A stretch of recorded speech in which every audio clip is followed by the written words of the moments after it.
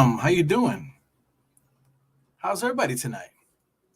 It's me, Ebro, host of the Dire Knicks podcast. We are here, guys, for the last preseason game. Woo, boy, we gotta pace ourselves. 82 games, 82 games. Here we come. The marathon is gonna begin. Got one more day of this stuff here. So listen, I know we want to win every single game, man. We lost the last game. Tom Thibodeau left the not the kids, but left the bench and some of the other guys out there to dry, just to see what they're gonna do. Got a lot of flaws and stuff going on out there, So for those that are fans of the podcast, I hope that you're subscribed. Please subscribe to the podcast. Like I said, 82 games, my brothers and sisters. I will be here doing full watch-alongs as long as I'm able to. If something happens where I can come, I'm gonna have to come on at halftime. I'll do that from time to time. Like I said, sometimes you might not see me to the fourth quarter. I might come on in the fourth quarter and do like a full fourth quarter, crunch time. What was it? Crunch time in real time. That's my other segment. So it could be any of those segments, but usually this for this season I'm gonna attempt to do watch-alongs for every single game, man. So I love the Knicks. Let's put that time in. Diehards out there. Got to put it out there for the culture, man. I see, like I said, I see a lot of content out there. I gotta give my brand of content, out there just to keep everybody honest, man. So like I said, I appreciate everybody for coming in. Appreciate everybody for supporting. Ah, man, the Knicks are about to play a game, man. Man, I'm telling you, I don't know when I'll ever get used to this. Because I mean, it's always like an excitement, man, before the game start. Shout out to Caden, Caden Randall, man. That kid, is special, man. He's special because I see myself in that little guy. I see myself in him, and it's just amazing. Like I remember times of when I was a Knicks fan, you know. I don't know if you guys can hear it, but I remember when I was a kid, man. I had my different points too. But I came in when I was Caden's age. It was basically Ewing was drafted in 1985. So I remember Bernard King, and I remember like a baby like this. I'm a little guy, whatever. How could I possibly know anything about basketball? This is the proof there. I was just like Caden. I knew basketball. I knew what it was. I knew the rules of it. I knew how to talk the game. I was emotional about it. I loved the game so much. I loved the Knicks. I used to love Marv Albert on the radio because Marv Albert at the time was on the radio, from doing play-by-play and stuff like that. So I mean, I was in love with that. I was hypnotized by the whole thing of this, So just to watch Caden, excuse me, just to watch Caden react and stuff, it's just amazing, man. So I'll play it before the game starts. The game is just about to start, but I got to show love to this kid, man. I really don't like his mom putting him out there. That's one thing, because everything is social media. I get it. But, to put him out there like this, man, it's kind of like an intimate moment for him. And she just putting him out there on blast just for everybody to see, man. But Knicks fans see it, man. Look at this kid. I don't know if you guys can hear the audio. There's still a chance. Look at him, man. He's crying, man. One more game left for the preseason. We're going to lose. Oh, my God, man. I love it. You don't care that it's preseason. Look at this kid, man. Get the camera out the kid's face, man. No, there's not. Get the camera out the kid's face. It's time for I don't know. I just don't know. This is a weird era. I know my son, my oldest son, he's 18, 19 now, excuse me. When he was young like that, he didn't allow me to do that. He'd be like, "Yo, Dad, turn the camera off." You know what I'm saying? My oldest son, I feel like my oldest son has been here before. That's why me and him, I got all kind of things going on with each other. But I think my son's been here before. So I remember with him, he used to do things that used to amaze me, man. But this Knicks stuff, my oldest son, he didn't really like the Knicks. He used to wear the hats and stuff to support me, so I appreciate that. But I could tell that he really didn't love the Knicks like how I love them or basketball in general. Even though my son was really good at basketball, everybody always says that about their kids. My oldest son was really good at basketball, but like I said, I think he was doing a lot of things to spite me, man. So he's not a basketball fan, Knicks fan to my knowledge. But my little guys, like I said, I got an 8 and a 6-year-old. So they're still not really into basketball yet. They want me to show them things. I've been showing them things here and there. It's been a rough summer, so I had a broken foot, a lot of little things here. I couldn't really get out to show them stuff, man. But I'm anxious to see if I can spark that love for the Knicks, man. The way that this kid, Caden Randall, has, man. So it's amazing, man. The future is the future. Listen, time is nothing. Time flies, and this kid Caden might be in the NBA before you know it, man. Because I mean, what he's like six, maybe like going on 7, maybe 6. However old he is, you're talking about 12 more years. Add 12 more years to your life, man. We might see this kid, Caden Randall, being the number 1 draft pick or top 5, top 10 draft pick, coming into the NBA in 12 years, man. And time is like this, like I'm trying to tell you. Like I remember 12 years ago. A lot of people that's keeping up all the noise all over Twitter and stuff like that. 12 years ago, they were little children. They don't remember what happened 12 years ago. I remember exactly what was going on 12 years ago. Man, salute to all the diehards out there. I see my man, Jarrell. So the starting lineups there, regular starting lines for the Knicks. We're missing some people there in the starting line for Washington, but Will Barton is a guy that sticks out for me. He's a Knick killer. I love him. Will Barton. Out of all the players throughout the years, I wish that we would have had a chance to get Will Barton on the roster. He's really good. So we're going to see him go crazy. He's going to be going up against Fournier. Him and Fournier, if I'm not mistaken, I don't want to say that, but if I'm not mistaken, I think maybe Fournier and Will Barton played together when Fournier was in his early career. I think they might have chose Will Barton over him. I don't know. I don't have the stats in front, but I'm just throwing that off the top of the head. It might be wrong. I might be absolutely wrong. Hey, man. So I see some cool people here, man. See some cool people. They say what's up. We about to get busy right now. Everybody's hugging each other. All this damn bro hug stuff, man. Get out of here. Just little fist bump and keep it moving. Why everybody got to have a bro hug? Cut the bullshit. We got Richard Greenidge. What's good, man? I see you with the glasses looking incognito. We got Boo Ismail, my man here, hanging out with me a lot lately. What's good, man? Ready for that? I'm ready, man. Listen, Bradley Beal there. I want to see him roast tonight, man. I want to see us lock his ass up. A couple other guys here, man, that on Washington. I got respect for the Washington squad. I think me and State, when we were talking about last year, we gave Washington props. We thought that they were going to be a lot better than they were. They did have their little things, but they got hurt.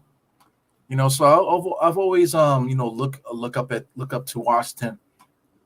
I think highly of them. They got some good players. They got a lot of the same players. Mitchell Robinson wins another tip, and he goes Brunson. Brunson always does something to the ball before he goes, so that's something that I'm interested in. I want to know what that's about.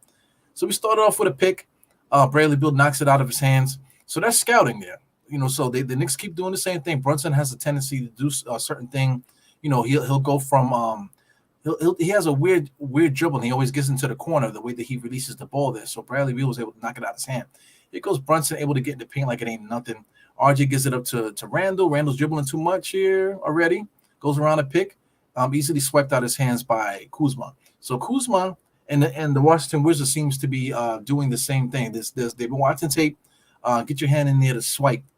So it's a lot of team philosophies. Like I said before, Detroit plays different. Indiana plays different. Washington is going to play different too. Different philosophies there. Good shot by Brunson. Kind of off balance. Almost made it. Here goes Will Barton trying to go down the teeth of the defense. See, nobody's afraid of Mitch Robinson. They're going right at him. A little bit of illegal defense. No, excuse me. I believe it was a loose ball foul or something like that. A moving screen. Because it's supposed to be fast break offense, so you still have to pay attention to your spacing. Goes Brunson again on the right hand side there. Fournier, nice little drive to the basket off the rim, man, off the backboard. That's very good. So here we go here. Got another guy that's pretty good. Number 22 on Washington. He walks right into Will Barton, man. So this is preseason. So guys are not as crisp as they need to be. But this guy number 22, he's pretty good. Gives it to Beal for open three-point shot. That's no good. Off the side of the rim. Fournier with the rebound. Coming straight up the middle. We got Mitch on one side, Randall on the other side. Waiting for a pick there. He takes it on Mitchell Robinson's side. Nice, easy layup. And I love it. I like to see Fournier in the mix of the offense doing guard stuff. So him in the backcourt doing guard stuff, helping Jalen Brunson out is really good. Because you got to stay with Fournier. Fournier could shoot that. So on the Wizards side, it seems like they're doing a lot of one-on-one stuff. So here goes the Knicks here. Brunson is bringing the ball up. They're taking too long to bring the ball up for the Knicks, in my opinion. Gives it to Fournier. Fournier takes the pick. He doesn't take it. He's dribbling behind his back. Okay, now they're gonna go left. He's faking the shot there. I love it. Fournier going to the basket like that, I like it. I would like to see more of it. Not so much, but that has to be part of the offense, man. Because like as you can see, Mitchell Robinson is going to be available for that alley oop all the time, or Fournier is going to score. Good defense there by the Knicks. Brunson was able to stick number 5 to the baseline, and Robinson was able to recover there. So Washington Wizards are not really doing nothing offensively at the moment. They had for Washington they had a big breaks because I think they went over to England to play, and then they had a big break in between, so they're kind of off. Their timing is probably off. Then not really getting a lot of continuity as far as playing other people. You go Randall, two dribbles pass, very good. Gives it to Brunson. Brunson makes the right pass there to RJ in the corner, aka Larry Bird. Let's go, man. Larry Bird. How do you say Larry Bird in Canadian? Number 22, dribble handoff to Kuzma. Kuzma straight to the basket. He should have laid it up. He kicks it out to number 5, who wasn't ready. Number 5 was ready to come in to get the rebound, but Kuzma should have just laid it up. So everybody wants to drive and kick, and nobody wants to lay it up. He goes Brunson again in his office, going around to pick for Mitch Robinson. Not easy score all day long. As long as the Knicks run these little plays like this, we should never be thirsty on offense, man. So far, so good. I love it, man. I still got Caden on the screen here. I just noticed that shit. Let me take Caden out of here. I'm sorry, Mr. Caden. That's the kid wonder there. So let me make sure I don't turn the stream off. But let me make sure I can get some let me move this here. Let me get some scoreboard on here so I can get back to the play-by-play. I really enjoy play-by-play because Fournier is heavily involved in the offense. Mitch Robinson was able to get over the top for the little ass guys they got out there playing center. All right, so Fournier, I've been praising him there, but he's been a bit part of a lot of misses now. And Brunson knocks down a nice corner 3-point shot from broken offensive play by the Knicks there. Washington Wizards don't seem to be too interested in playing today. They're running into each other. They're still not crisp on defense yet. So they're kind of leaving the Knicks open. The Knicks are taking advantage of their mistakes. So they're so pretty good there, man. It goes that was Julius that shot that 3. Kicks it back out to RJ, kicks it out to Brunson. See, that's what's smart about some of these guys. They know where they need to go. Like Brunson knows he needs to get to the corner, all the way deep in the corner, so he can receive that pass and hit that jump shot. Spacing is going to be key. So let's get the scoreboard up here. So I'm going to use NBA.com scoreboard, and then let's get that popping off here. NBA.com scoreboard, baby. It's the best. It's not like somebody's doing some slick shit. It's what everybody should be using. Everybody should be using that. So let me get the summary and stuff like that. Let me fix this up. We're on commercial if anybody wants to know. So far, so good, 12-2. So we just got to keep it like that. I want the Knicks to keep the foot on these guys' necks. Like I said, it's not so important that we need to demolish them or we need to play extremely hard and have our starters playing major minutes like this. What needs to happen is we just need to keep the foot on the pedal of our offense, keep the foot on the pedal of what we're trying to do, no matter who's out there. That's what I want to see. You know what I'm saying? I'm anxious to see guys, just keep the pedal to the metal to the offense that we're running. I don't want to see no time off. If you want to take a break, if you're tired and stuff like that, listen, make a substitution. That's one thing that Tom Thibodeau needs to do. If he's going to take advantage of our depth, if guys look like they're tired or look like they're preoccupied with something, or the next break in action, make a substitution. Let guys, if guys don't have it for a second, bring them in there, make sure they get refocused. When they're ready to come back in there, put it back in there.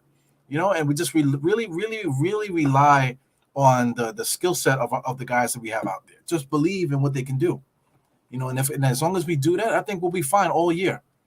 So I mean, I've been begging, like the year that we won in the bubble, right? We did have a set play where Julius Randle was in the pinch post, kind of posting up, kicking out, cross court passes for Bullock to get threes, and they were sending Elfrid Payton inside for alley-oops to Mitch Robinson, that type of thing, finding driving kick type of thing, also driving and laying up at the rim, Alfred Payton did a good job at that. RJ did a good job at that, spot up threes and that type of thing. So we did do a good job that year, because we did have the personnel and stuff. We play hard defense and stuff.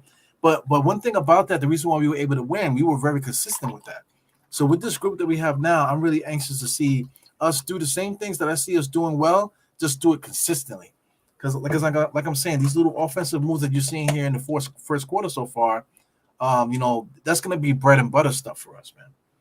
So I'm anxious to see that, because if we could continue to do pro level, bread and butter plays, like no team should be able to beat us, man.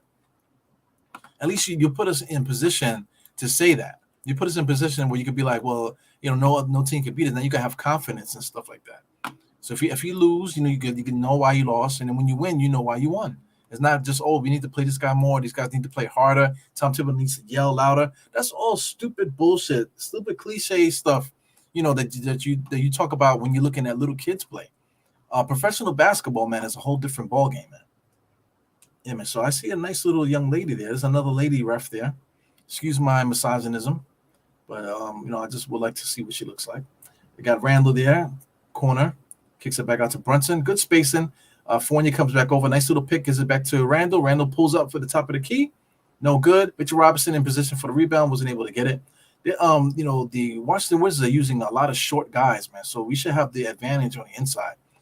They're shooting threes too, but they're not. They're just chucking. Whoever wants to shoot it, shoots it. It doesn't seem like the Wizards are running much offense. He go Randall, 2 dribbles, 3 dribbles, stops, pass. Good. Nice inside. Mitchell Robinson able to make Gafford eat that. You know what I'm saying? Julius Randle is key. 3 dribbles, baby. That's it. 3 dribbles, make a play. Anything more than that is no good. Okay, good defense by the Knicks. Washington Wizards just seemed like they were, just now, number 3, Beal stepping on his own feet. Everybody's going one-on-one every single time. They look like the Knicks right now. He goes, RJ, left-hand side kind of, set up the offense. Mitch Robinson, superficial pick. Interior pass there. He tried to get it up for Mitch Robinson to clean up the pieces there. It goes nice solid pick by Mitch Robinson. Fournier should have looked at the rim. He too busy kicking out for 3. Jalen Brunson makes it.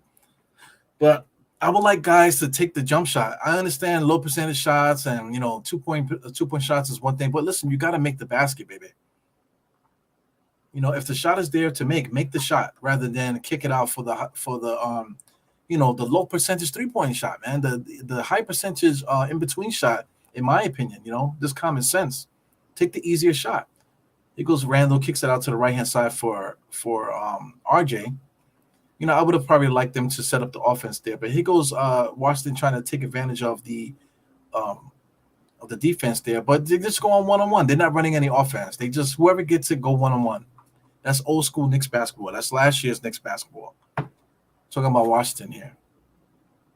So I see Brunson is stalking down this referee. That was kind of weird. Dope haircut by my man. So it seems like, I don't know, maybe it's just preseason. They're giving these guys a shot to see what they can do. But there's a lot of new NBA refs this year. One thing, I don't know if you guys noticed, man, but shout out to what's his name, Smush Parker. Smush Parker is part of the new referee class, guys. Who would have thought that Smush Parker would be a referee with his crazy ass, Oh, there goes Mitch Robinson, RJ, kung fu fighting there with our homie there, Taj Gibson. Knicks running good offense. Nice little pick by Julius.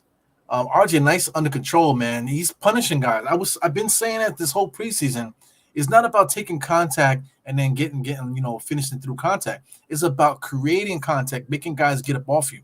Now watch this play. They're replaying it right now. It goes RJ on the inside. Listen, get up off me, fam. You're playing defense. Use your body to get the dude up off you. Make the referee call a foul. The referee's not going to call a foul if you're trying to create contact and then finish. If you don't give a damn about the contact, then the referee's going to call a foul on you, baby. Good defense by Julius Randle. Causes a turnover. Gives it back out to Julius Randle, starting the break. He's looking around. 2, 3, 4, 5, 6, 7. 7 dribbles. See, 7 dribbles too much for Julius Randle. He probably should have passed and he should have ran some offense. But Julius Randle dribbling 7 times on one play. No good. No good. No good. Who's this young lady talking here? Should I care about that? Wow. This gave RJ. I mean, RJ. Is RJ Barrett Larry Bird for real? Yo, how do you say Larry Bird in Canadian, man? How do you say it in Canadian? Bo Ishmael, you went and got yourself some cool water, baby. Woo! The wife is gonna love you, baby. I know it. You know, does your wife? Is your wife still cooking? Because we might have some baby Ismails out there, baby Bows out there. Shout out to Joe Curry. Joe Curry always does a great job on communicating in the chats and stuff. I appreciate Joe Curry, man. That bitch is crazy too. Joe Curry means business in the chat, man. Before the game starts, Trey Fournier and Reddish, they both taking a value playing time. But if we trade Fournier and Cam Reddish, who's taking that spot? Who's taking that spot? Are you talking about Svi? My man Svi? SVI? I think I'm gonna just start calling him SVI because Svi is annoying. Maybe I'll just call him SVI. Yeah, because I mean, even though we are, we have a lot of depth, but if we trade Fournier and Reddish in the same trade, it would be nice to see who we get back for that. You should be able to get a good player for Fournier and Reddish together. I seen a couple people talking about, I forgot who the player was. They actually put those two players in there, and they were trying to get like somebody else's player on another team. I forgot who that player was, but it's possible we could possibly get somebody good there. Shout out to the dude that the Detroit Pistons got, the Bajan, from Utah. They went and picked him up for no reason. The Knicks could have did that. Knicks could have traded Fournier and Reddish and picked that dude up. And he would have been a nice addition to our small forward, backup small forward position. That would have been nice. But hindsight is 2020. You want to give Cam Reddish an opportunity to see what he can do. So it's still early in the season. We can't condemn these guys so early. Let the season start, man, at first, because the season didn't even start yet. So let the season start. We'll see what Cam Reddish can do. We'll see what Fournier does. And then we could probably definitely revisit that as time goes on, man. Because, I mean, you're onto something, Joe Curry, definitely, man. A lot of people talking about it, but you're definitely onto something, man. I see you, man. You're talking about – let me catch up. I got salute to Mr. Canal. Yeah, the Canal's hanging out. We got Ill Matrix. Yeah, too young to put him out there. Like, yeah, I agree too. Because, like I said, I got little guys too. So I mean, sometimes they want to come down and do the pod with me too. But sometimes so listen, man, I catch you next time. It might be next year once you guys start to get a little bit more, used to things or whatever. But a lot of times too, you want to protect your children too, man, because you don't want to put them out there. Because it's I already seen guys on Twitter already because they were commenting on the picture and they were saying that, oh, now you wonder why people say something. As soon as you put it out there, then you leave it up for fans to. Yeah, because people are disgusting. People are disgusting. Not just with basketball, just in life in general. I seen a couple things today. Rest in peace to this young kid that got shot on an A train today, man. I don't know if you guys saw that news. He got shot on the A train going towards Far Rockaway. Today they held up the A train today. For anybody who was wondering what was wrong with the A train, a young kid, 15 years old, got shot on the train. And so, prayers out to their family. And things of that nature, man. But this is a cold world out here, man. Guys got to be careful out there. If we're so privileged to sit here to watch the Knicks in the comfort of our home and I have to worry about craziness, man, it's a blessing, man. So count your blessings and stuff, and just appreciate the moment, man. Look at this, Jalen Brunson, nice little moves there. Mitchell Robinson manhandling those guys on Washington. Washington need to get a bigger guy out there to mess around with Mitchell Robinson. Mitchell Robinson is going to dominate them all day like that. So I'm just trying to figure out what kind of offense Washington is doing there. So Bradley Beal is just banging, taking advantage of Brunson going one-on-one, while the Knicks are coming down to the other side running offense. So Tom Thibodeau called the timeout. There's something definitely he didn't like there. So it looks like my man Brunson's dad. Looks like Brunson's dad was trying to defend his son there. He was just complaining about the drives. Anyway, man, so it's all good. Shout out to my man Islam here. Never seen Islam. Shout out to everyone that's on Facebook. Facebook, disappears and comes back from time to time. But it really depends on when and if I'm on time and stuff. Because a lot of times I cancel that Facebook feed because really nobody's watching. Not for nothing, nobody's really watching on Twitter either, man. The haters on Twitter ain't watching. You know what I'm saying? But shout out to my YouTube guys. You definitely holding me down, man. But Facebook, I really need to figure out what I'm gonna do on that platform because I really have disregarded you guys over there. But I do see that people do pop in from time to time. I see comments and stuff from there, and people commenting on the page and stuff. So I appreciate that. So I'm doing all this talking because the Knicks are in timeout right now. I don't really care what they're doing there. I want to see what they're gonna do. They're gonna bring Hardenstein in. RJ's still gonna stay in. You got Brunson still there. I see quickly coming in. So we'll see what they're gonna do here. I'm anxious to see the changes here. If the offense has changed much with these guys coming in here. Yeah, man. So I see Mike K. Mike K is here. We were talking about Randall Sunner a little earlier. Try to catch up to the beginning of the chat. Oh, we got Miss Geraldine popped in finally. You're late, Geraldine. You're late. Yeah, man. Salute to everybody. Man, Larry Bird, baby. Larry Bird. How do you say it in the Canadian? Larry Bird. Larry Bird, Oh, there you go. Il Matrix. He literally said it right there. Larry Bird, You know what I'm saying? Top of the key post there. Hardenstein, they're really going to work that. Top of the key comes inside. The Brunson doing his little tap dance moves there. Quickly. Julius Randle, not enough spacing. Good. 2 dribbles by Randle, make a decision. Hardenstein in the left-hand corner for 3, no good. He might have got fouled there. But Julius Randle probably should have shot that. He goes Washington. Washington, they're just looking to go one-on-one. You got, what was that, Bradley Beal driving to the basket aggressively. Knicks are still up 25-11. You got Brunson on the right-hand side, taking on number 1. Nice pass from Hardenstein. Yes, man. Give and go. Basic basketball, man. Hardenstein is going to give us a lot of easy buckets, man. Easy. Just one pass to Hardenstein. Brunson makes the cut. Oh, baby. Look at this. Gets it to Hartenstein. It doesn't seem like nothing's happened. Brunson takes off because he knows that Hartenstein's going to give him that pass. And then number 1 was in no man's land because he's definitely going to foul him. Because, when you give and go backdoor like that, your defender's going to be on your ass. So they're more than likely going to they're either going to give up and let you go or they're going to foul you. So big time play there. They're running that little pinch top of the key type of thing, give and go with Hartenstein. He's making that pass every single time. And if he doesn't make the pass, he's open to shoot. So I kind of want to see him take advantage of those opportunities as well. Good rotations here on the Knicks defense here. The Washington Wizards don't have no offense. They just go on one-on-one. They have no offense there. Everybody's going one-on-one. Old school Knicks basketball. Good defense by the Knicks. Here goes Julius Randle pushing the ball up the court here. Right into traffic. Too many dribbles for Julius. Give it up. Okay, RJ top of the key. Nice and slow. Let's set this up here. When it gets it to Julius, top of the key, figure out what you're going to do. Jazz that 1-2 dribbles. Too many dribbles. That move, I keep telling you guys about that move too. Quickly, he's going to have to get that shot up. 5 seconds left. Good pass there to Brunson in the corner. He misses it. But that move that Julius Randle does, I wish he would stop it.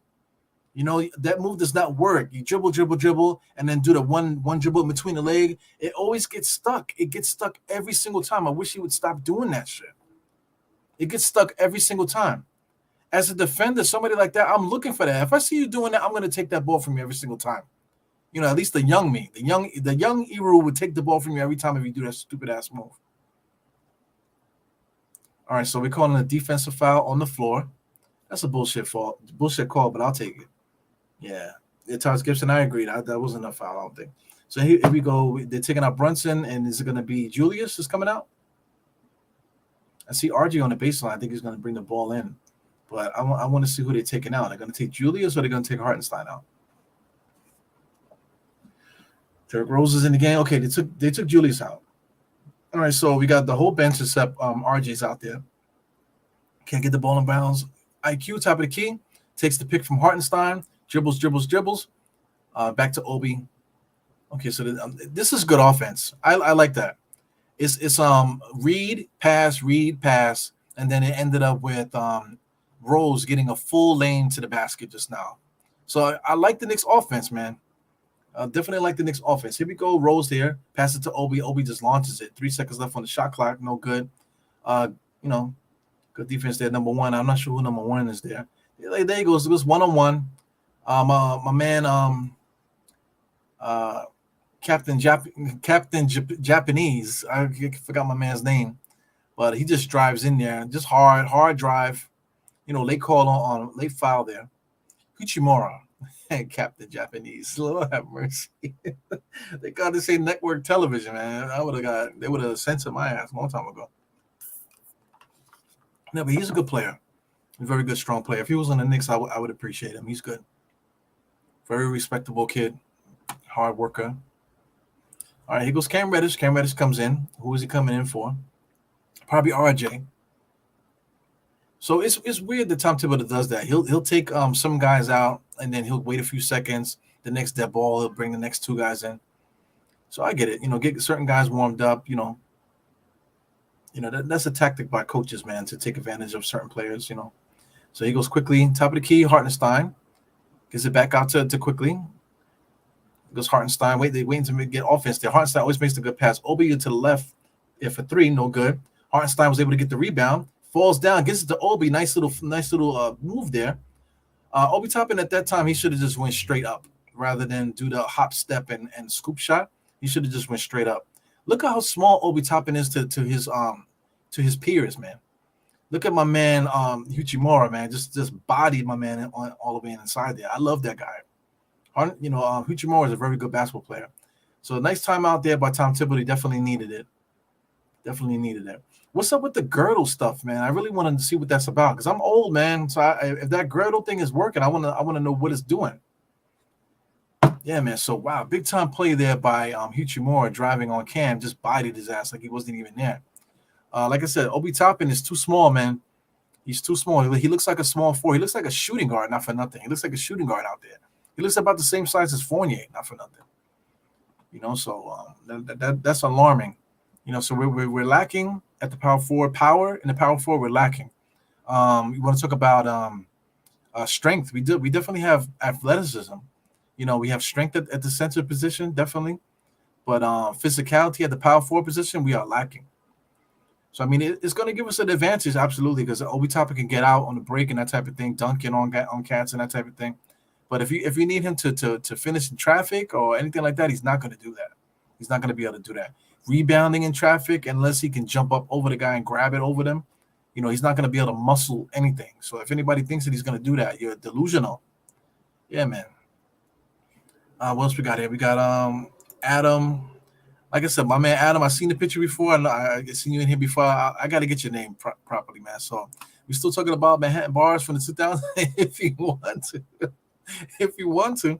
Not for nothing. I haven't hanged out in a long time, because like I said, I'm married. I got the kids now. So like as the years go by, I just don't hang out as much as I used to. Plus, I stopped drinking. So I don't even have like the itch to go to bars or anything like that. But what's a good place to go now? For people that are out there to just to hang out. You don't have to be watching the game, but just to hang out and then maybe for watching the game. What do you guys like to hang out? So there's a couple places near me where I live that's pretty good. I haven't been to any of them in a while, like I said, because I don't drink anymore. And I'm trying to do good, trying to keep the ladies off my tail, man. Because when you good looking, man. So listen, man, I'm not the best looking dude, man, but I'm all right. I'm all right looking, man. But as soon as you pop up in the place, the ladies see you, and they see the pot belly, they know you got money. You know what I'm saying? So, there's I got a lot of things going against me too when I pop up in those bars, man. So to keep my nose clean, I just stay out of there. Not drinking helps a lot. Yo, shout out! They're showing this referee right here. I don't know his name, but now he's a senior ref now. I remember when he was a rookie. Now he's a senior referee. It's amazing how time goes, man. So let me. I see Trish D. I'm trying to get to some new people here. Trish D. We're talking about. Ever started first? Well, yep. Yeah, everybody's playing pretty good, man. You see the action is happening now. Got to watch the Wizards with the ball. My time stamp is 112, guys. Taj Gibson, corner 3-point shot, no good. That was right on the money. Hartenstein went right into Rose, tripped him, and here goes Hartenstein there, gets laid right on. So, I mean, Hartenstein went right and cut Rose's legs off. Like, what the hell? That's a preseason play there. Okay, look. He gets the rebound, and he went right into Rose. So Rose, it's not really Hartenstein's fault because Hartenstein was standing there waiting to get the rebound, and Rose just turned around without looking, trying to start the fast break. So, that was Rose's fault and also Hartenstein's fault too, hindsight. But Taj Gibson still can get it done, man. He's getting old. but he still can get it done. See the ball don't lie. Shout out to Rasheed Wallace. I mean, Knicks can't get the ball in bounds. Number 55 almost stole the ball there. So let's pay attention, guys. I know this is preseason. But let's pay attention. Let me catch up to these comments. Get to the end here. You guys are commenting like crazy, man. I appreciate you guys. Appreciate you guys for hanging out here. Yeah, I know I said something wrong, man. Did I say something? I know I said something wrong. My bad. For the love of the game was good, man. Salute to the chat. What's good, man? Quickly, baseline there. Nice little step back, one-legged jump shot there. But after he makes the jump shot, he does too many pogo steps, man. Get back on defense with your punk ass. Number one goes around the pick there. Quickly got lost. Obi Toppin recovered. So Obi Toppin's guarding the point guard. Obi Toppin telling him to get back to your man. All right, so, the switch didn't work. So here we go. Number 55 just falls down. What the fuck is going on? Kicks it back out to Uchimura. Number 55 just fell down untouched. He's touching the sneakers like it was the sneakers that did it. Lord have mercy. Okay, last shot of the quarter here. We got quickly running offense there. He's doing rock, paper, scissors at the top of the key. Picked by Hartenstein. He should have threw the alley-oop to Hartenstein. Rolls, nice three-point shot. No good. Back of the rim. Here goes Washington. Half-court shot, no good. All right, 30-19. I'm good with that. As long as we keep it like this and we can get to the end without any shenanigans in the third and fourth quarter where Tom Thibodeau starts playing certain guys, hopefully we can keep up with these cats, man. We getting beat by Huchimura. He's a small forward. Trey, crazy Joe. Huchimura. Would I trade Huchimura for Fournier and Reddish? Probably, but we got to see what's up with Quentin Grimes. Is Quentin Grimes ready to play? Are they just holding him for the preseason and they're gonna launch him out there at game one for the regular season? That could be what they're trying to do. Holding on to Quentin Grimes, trying to keep him on the bubble wrap, to save him for the season because they're really trying to get Cam Reddish some burn. So maybe that's it. Maybe they're just trying to do that, trying to get certain guys a little bit of run to see what they could do. Hey man, salute everybody here, man. Yo, for the love of the game, man, I gotta get on with you guys, man. I gotta figure out what time you guys get on, and then see if I could pop in and talk some shit with you guys. And you guys do things a little different than me, man. I need some action. I need some action. Talk some Knicks stuff. Joe Dean, hey Rue, I'm sitting back drinking. I see you with a shot of white liquor. Life is good. Yeah, man, life is good. Life is good if you can. If you could do that, then do it. And don't feel no way about it, man, because this life is hard. This life is hard, man. But if you can make it easy, then, by all means, knock yourself out.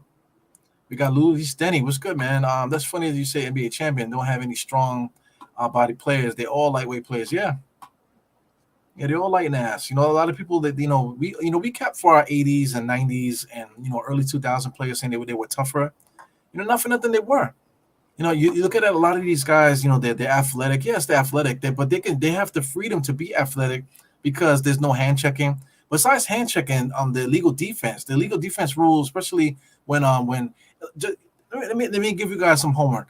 Go look at footage of the Chicago Bulls versus Utah in the NBA Finals. Jordan's last shot and all that. Watch some games. Just watch how they call defense. So. That era did not allow you to just get open and do your thing. Now it's so wide open, guys could just fly to the lane and do what they want to do, and it leaves open for guys to drive and kick a lot. And in that era, in Jordan era, like you just could not do that. And not Jordan's era, but like I'm talking about the late '90s, mid to late '90s, like just the way that the referees called defense, it was just so different. Illegal defense. Also, 3-second violations and that type of thing, illegal screens and that type of thing was called way different than they're called now. So that's what's missing from the conversation. Not necessarily that now is more athletic and this, that, and the other. It's just the way that the game is called, man. People need to really need to study that. It just asks good defense by Rose, man. Rose is blocked number one. I gotta find out who number one is. Quickly bring the ball up the court there. He should have pushed it a little bit harder, because he had a bucket there with Hartenstein. Hartenstein set good screens there. Rose didn't take it. Rose drives in, dumps it off to Hartenstein. But what did they call? They called a foul on the ground.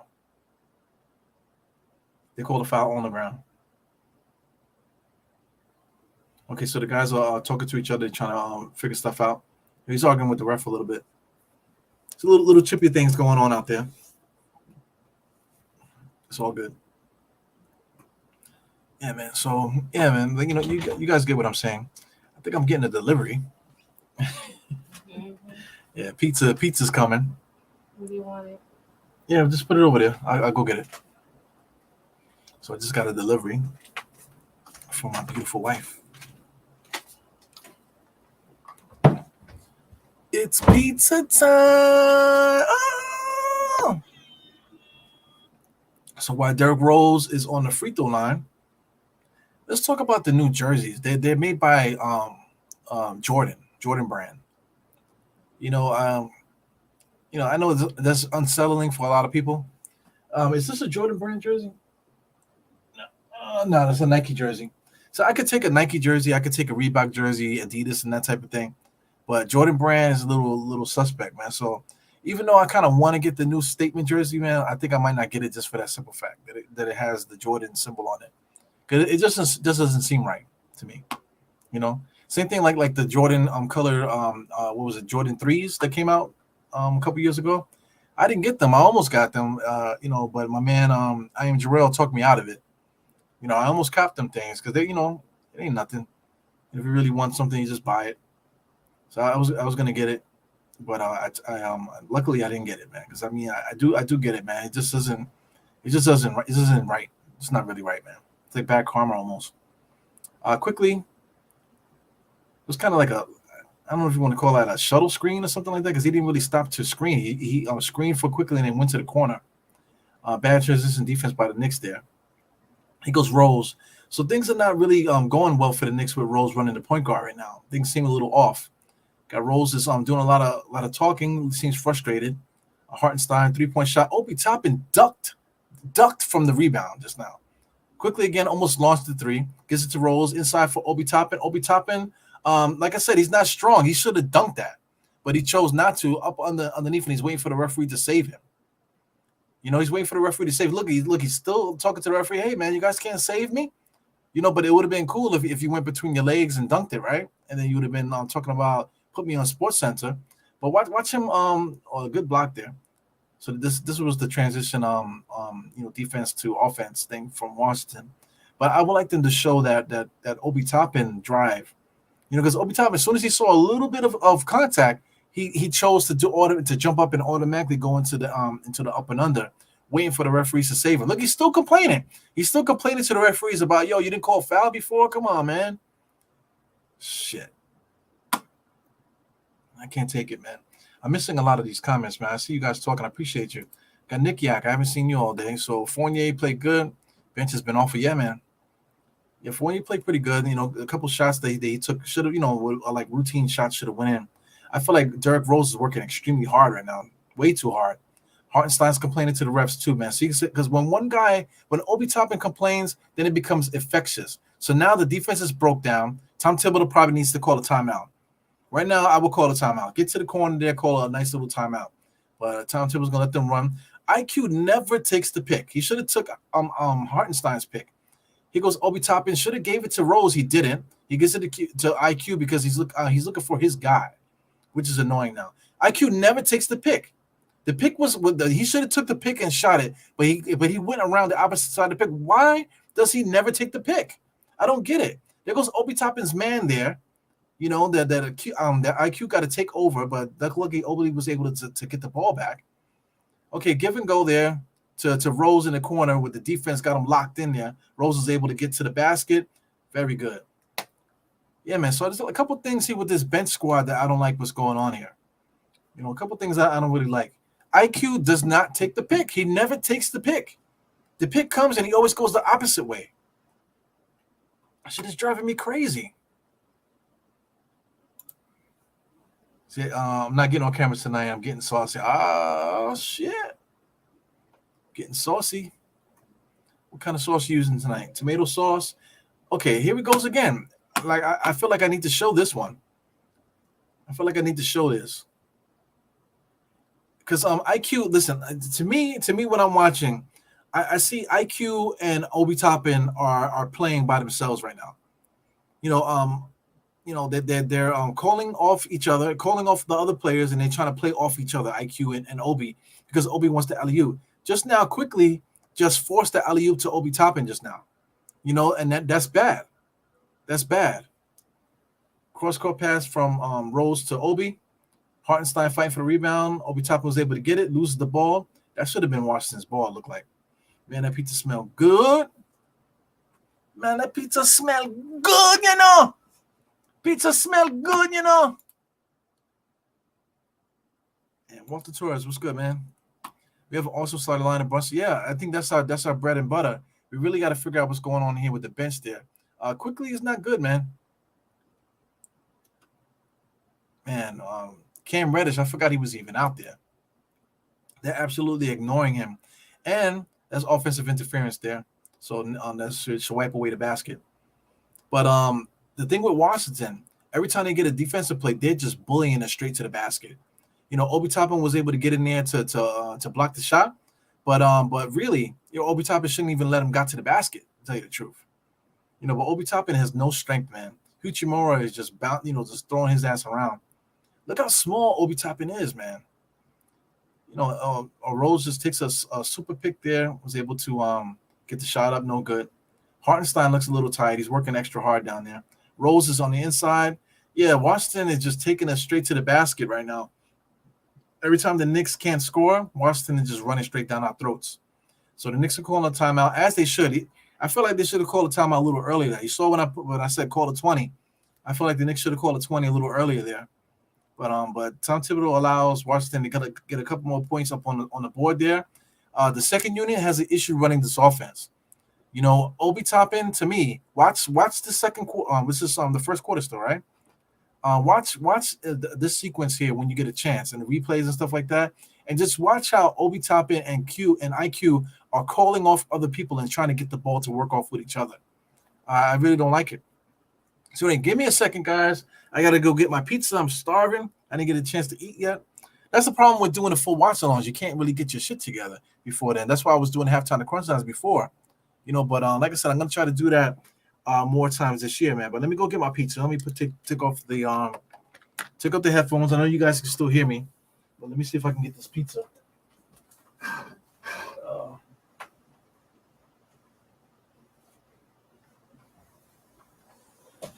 Yeah, man.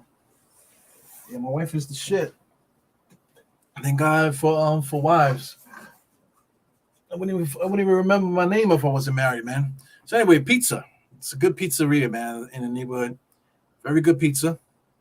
It's decent. It's not the best in the neighborhood, but it's pretty good. Not the neighborhood, but that's not the best in the area. We do have a go-to spot that we go to get pizza, but this spot is pretty good. It's decent. I hate it when the pizza in your neighborhood is bad and you literally have to go like far and beyond to grab a slice, to grab a decent slice. So I refuse to eat bad pizza, man. Even some of that 99-cent pizza is good. I'd rather have that than some of these neighborhood slices sometimes. Oh my God. So I want to know what you guys think about that. Great defense by Obi, but Obi's getting manhandled out there a little bit. And what do you guys think about IQ and Obi kind of like calling guys off a little bit? Like IQ is not doing a good job of taking the screen. He's going against the screen. Like the screen is there, but instead of taking the screen, he's going the opposite way. Yeah, man. So somebody hit me up, man. Speaking about to eat this pizza, somebody hit me up and said, "Yo, man, how could you? You really shouldn't eat while your thing is like, I mean, what are you talking about? For like, as long as I'm doing a watch along, all this talking and stuff, you mean to tell me I can't eat and drink the whole time? What the fuck? This shit is crazy. Meanwhile, Geraldine sitting there sipping her stuff, sipping her white stuff. You know what I'm talking about? And then you guys are eating your wings and everything you need to do. I can't eat nothing. Come on, man. Yeah, man. Good defense by Obi, but yeah, man, you did say Obi Toppin is playing like ass. He definitely is, man. What's up with Shah? Shah says, yeah, no one's working together. It seems a little bit of stress right now. So we're gonna have a little mix there. Mitchell Robinson came back in there. So I think that's a good play because Hartenstein seemed like he was just working too hard there. So they put Mitch Robinson in, and not because he was playing bad, but just simply that they were just wasn't working well. So it would have been nice to see Hartenstein, get a little bit more passing opportunities, because that one pass that he had with Brunson to the basket was awesome. But then they didn't go back to it because IQ and Obi are too busy trying to ice everybody else out. So here we go. We got Rose. We got Mitch Robinson. He doesn't take the pick there. Oh, he had a nice alley-oop for Mitch, but he didn't throw it. Obi topping back too quickly. So they're trying to get the alley-oop there. He goes, Cam Reddish just gets smoked. Cam Reddish is in his head, man. He goes Washington Wizards just walking us down. Mitch Robinson was able to poke the ball out. He's guarding Kuzma out there. Kuzma, don't think that you're going to dribble. He picks it up. Triple team there for Hichimura. They call it a jump ball. Good defensive play by Mitch Robinson. Yeah, good defensive play there. Pizza time. Dude, yep. You're going to get – I love Michelob. Michelob Ultra is the shit. I know the Knicks are sponsored by Michelob Ultra, but I was drinking Michelob Ultra for some years, man. Michelob Ultra is low calorie, and it's not like Miller High Life or something like that. Shout out to people that drink Miller High Life, but it's not like a champagne beer. It's actually a decent beer if you want to say Coors Light, but it's like a more I want to say like put together Coors Light. Michelob Ultra, you're not gonna get like a different, like you open up a can of Coors Light, and it's always gonna be different. From can to can is different, but Michelob Ultra, you crack it open a can, same experience every single time. So I really like them, man. Yeah, man. Verticus, where is it? Mike K, where is it? Is the best pizza ever. Where is it, buddy? Where is it? Because I'm there. Hey, man, it's my last hurrahs, man. Everybody knows I broke my foot. My foot is getting better, but, I've been trying to walk around with shoes, and my foot is hurting me still.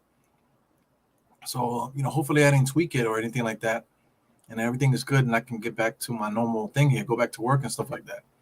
But I've been having a lot of pain in my foot,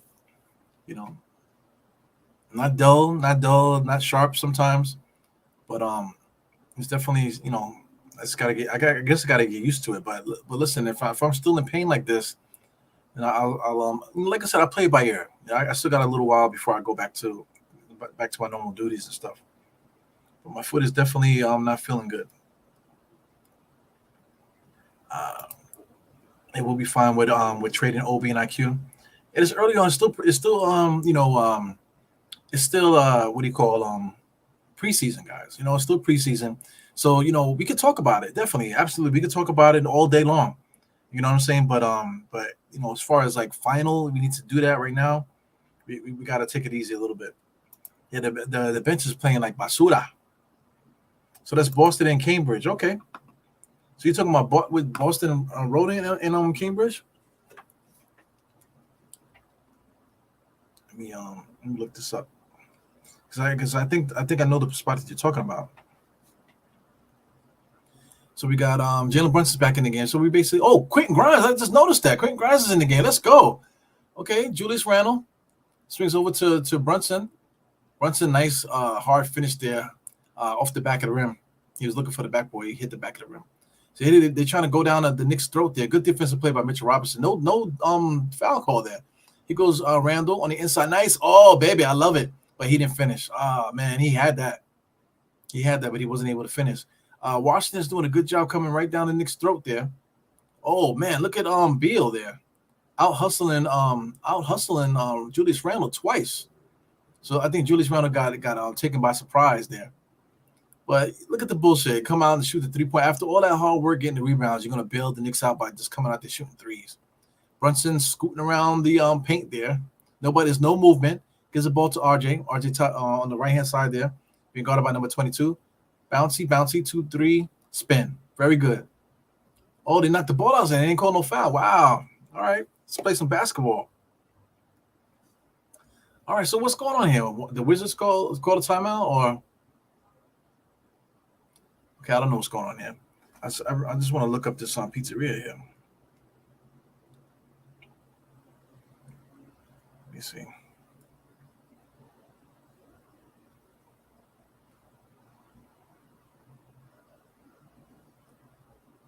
Yep. Oh shit. So where you at, man? Where are you talking about? Anyway, we're gonna have to figure that out, Mister Okay, we're gonna have to figure that shit out. What's the real score? The real yeah. I mean the score's been getting jacked up a lot lately. I don't know what's up with that. So I refreshed the score there. So the score is not being refreshed. Did I accidentally refresh the wrong screen? No, I didn't. So let's check out the score here. It's not refreshing. So I mean that's a problem sometimes. So maybe whoever's running this page here is probably gonna lose. Is probably gonna get written up tonight because we can't see the score. Let's see if I can roll this over. No, I can't. So the real score is not working. Okay, so my clock is 36-35. So right now the Washington Wizards are basically on a nice little run here. That's probably why we have our starters in the game. So for some reason we're not getting the game here, the proper score. So let's do this over. Might have to just pop this out. So I'll pop that out and then we can start this back up here. Get rid of this too. 1 minute. So we'll go back to NBA. So we got NBA.com scoreboard. And then we'll see if we'll pop it back up here. See if maybe they is glitching tonight or something. Like I said, they probably have like a intern working. Yeah, the score is just not updating on the NBA website. So it's still stuck at 30-19. But right now, the Wizards just tied it up 36-36. So since that's not working at the moment, let's just use regular Google scoreboard, NBA scoreboard.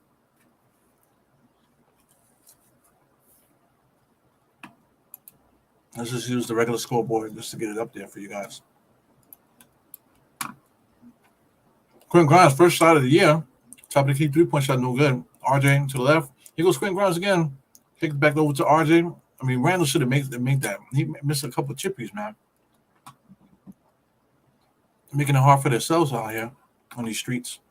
Randall missed a bunch of chippies. Like I said, it's preseason. You can't get too mad at these guys. All right, so this is the actual score here, guys. All right, I got to make it bigger now. That's what I've been trying to tell my lady for the longest time. Got to make it bigger.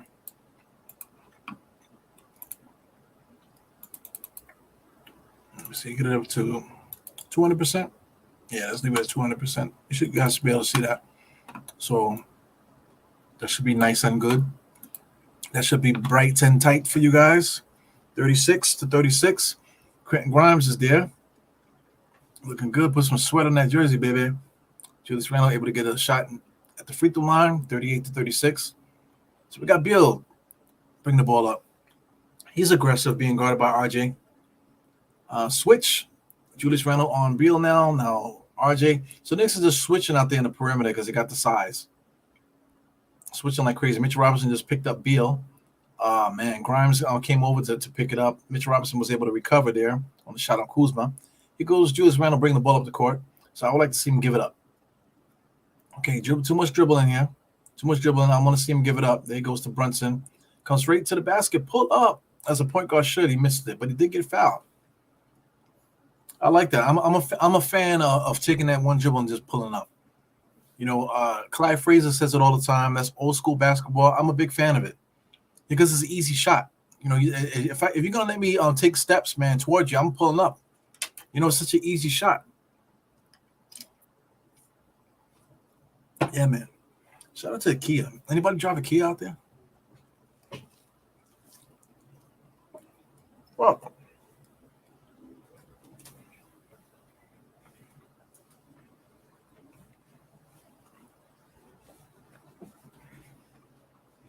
I'm dropping sauce everywhere, guys. Put this here. Gotta give me a garbage can over here. Yeah, man. 40-36. Score is correct on the clock here. I'm at 3:56 right now.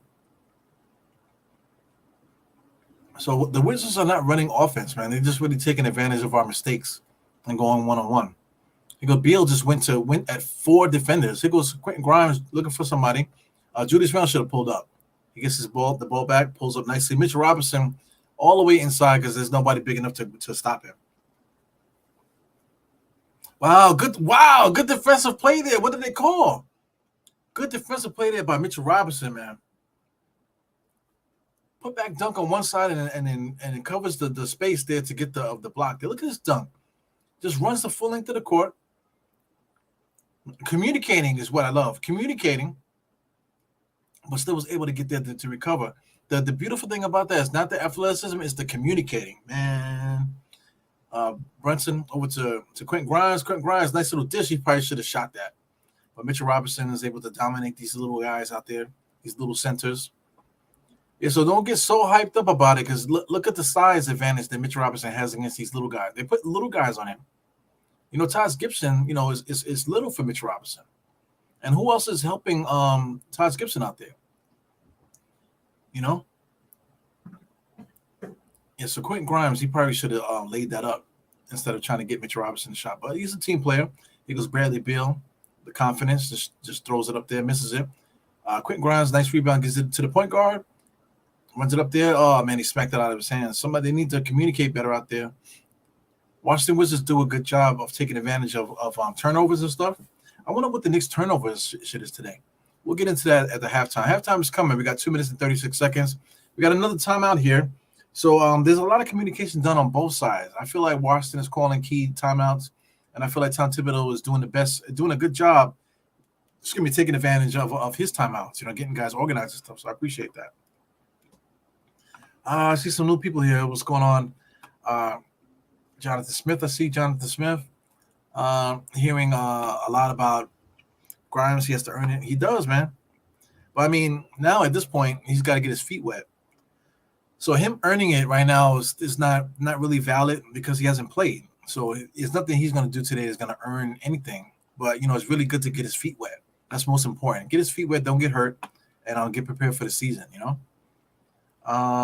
So far, his activity is going to push Cam Reddish up out of here because Cam Reddish was in the game for a minute, and I didn't even know he was out there. Quentin Grimes just came in here, and he's been active in almost every play. You know what I'm saying? Cam Reddish got to figure out how to contribute to the basketball game. Quentin Grimes has been all over the offense just now, all over the offense, all over the defense, getting rebounds and all that type of thing already. So there's more than one way to contribute to the game. So, we're talking about earn it. Just based off of what we've seen today, the way that Cam Reddish has been playing and the way that Quentin Grimes has been playing, I would rather see Quentin Grimes out there more than Cam Reddish. Just based off of what we're seeing today, which is not a lot, but it's just quiet observation. That's what I would do. Because we got Fournier. For the starter lineup right now is good. IQ is not playing well right now. Rose is pressing a little bit, trying to make up for what everyone else is doing, trying to organize people out there. Quentin Grimes will help out with that. I have confidence in Quentin Grimes playing with Rose in the backcourt. So there's a trade there. There's a trade there somewhere, but we got to figure out how that's going to work. And like I said, SVI, that's the guy that I believe in, man. I think if we gave him a shot to be in the rotation, I think that he would contribute. So there's a lot of question marks, a lot of things that's going to play out as the season goes on, man. But right now, we're not going to solve any problems having those conversations right now, But we got to talk about everything. This is game one. We got to talk about everything. Yeah, man, he's balling right now. Yeah, but boys, you heard me on just monologuing just now about Quentin Grimes, so I'm watching. I'm paying attention. We got Angel Blue here. Angel Blue. What you saying? He said, Cam, Blue. Yeah, man. And I don't feel sorry for him because he's a millionaire. He's a young kid. I'm quite sure that all he got to do is snap his fingers and things happen for him. You know what I'm saying? But, of course you want opportunity. Oh, man, this guy's colliding into each other. What the fuck? Welcome to preseason, man. You get a goddamn concussion just walking into each other. That's like they're just not paying attention. What the hell? Yeah, man, but, opportunity is a motherfucker. Got Walter Torres. Oh, my man, Jay Boogie. Look at this. Jay Boogie, man. Hey Jay, I gotta hit you up. We gotta figure out something here. Maybe I mean the season's gonna start and stuff, man. But it'll be nice to get you on to do like that full Die Hard as a friend segment. I would like to do a full segment on you, man, to talk a little bit, talk some basketball. But thank you for the super chat, man. $5, definitely appreciate it, man. You already gave me way too much already, man. So I'm very gracious, man. Definitely appreciate it.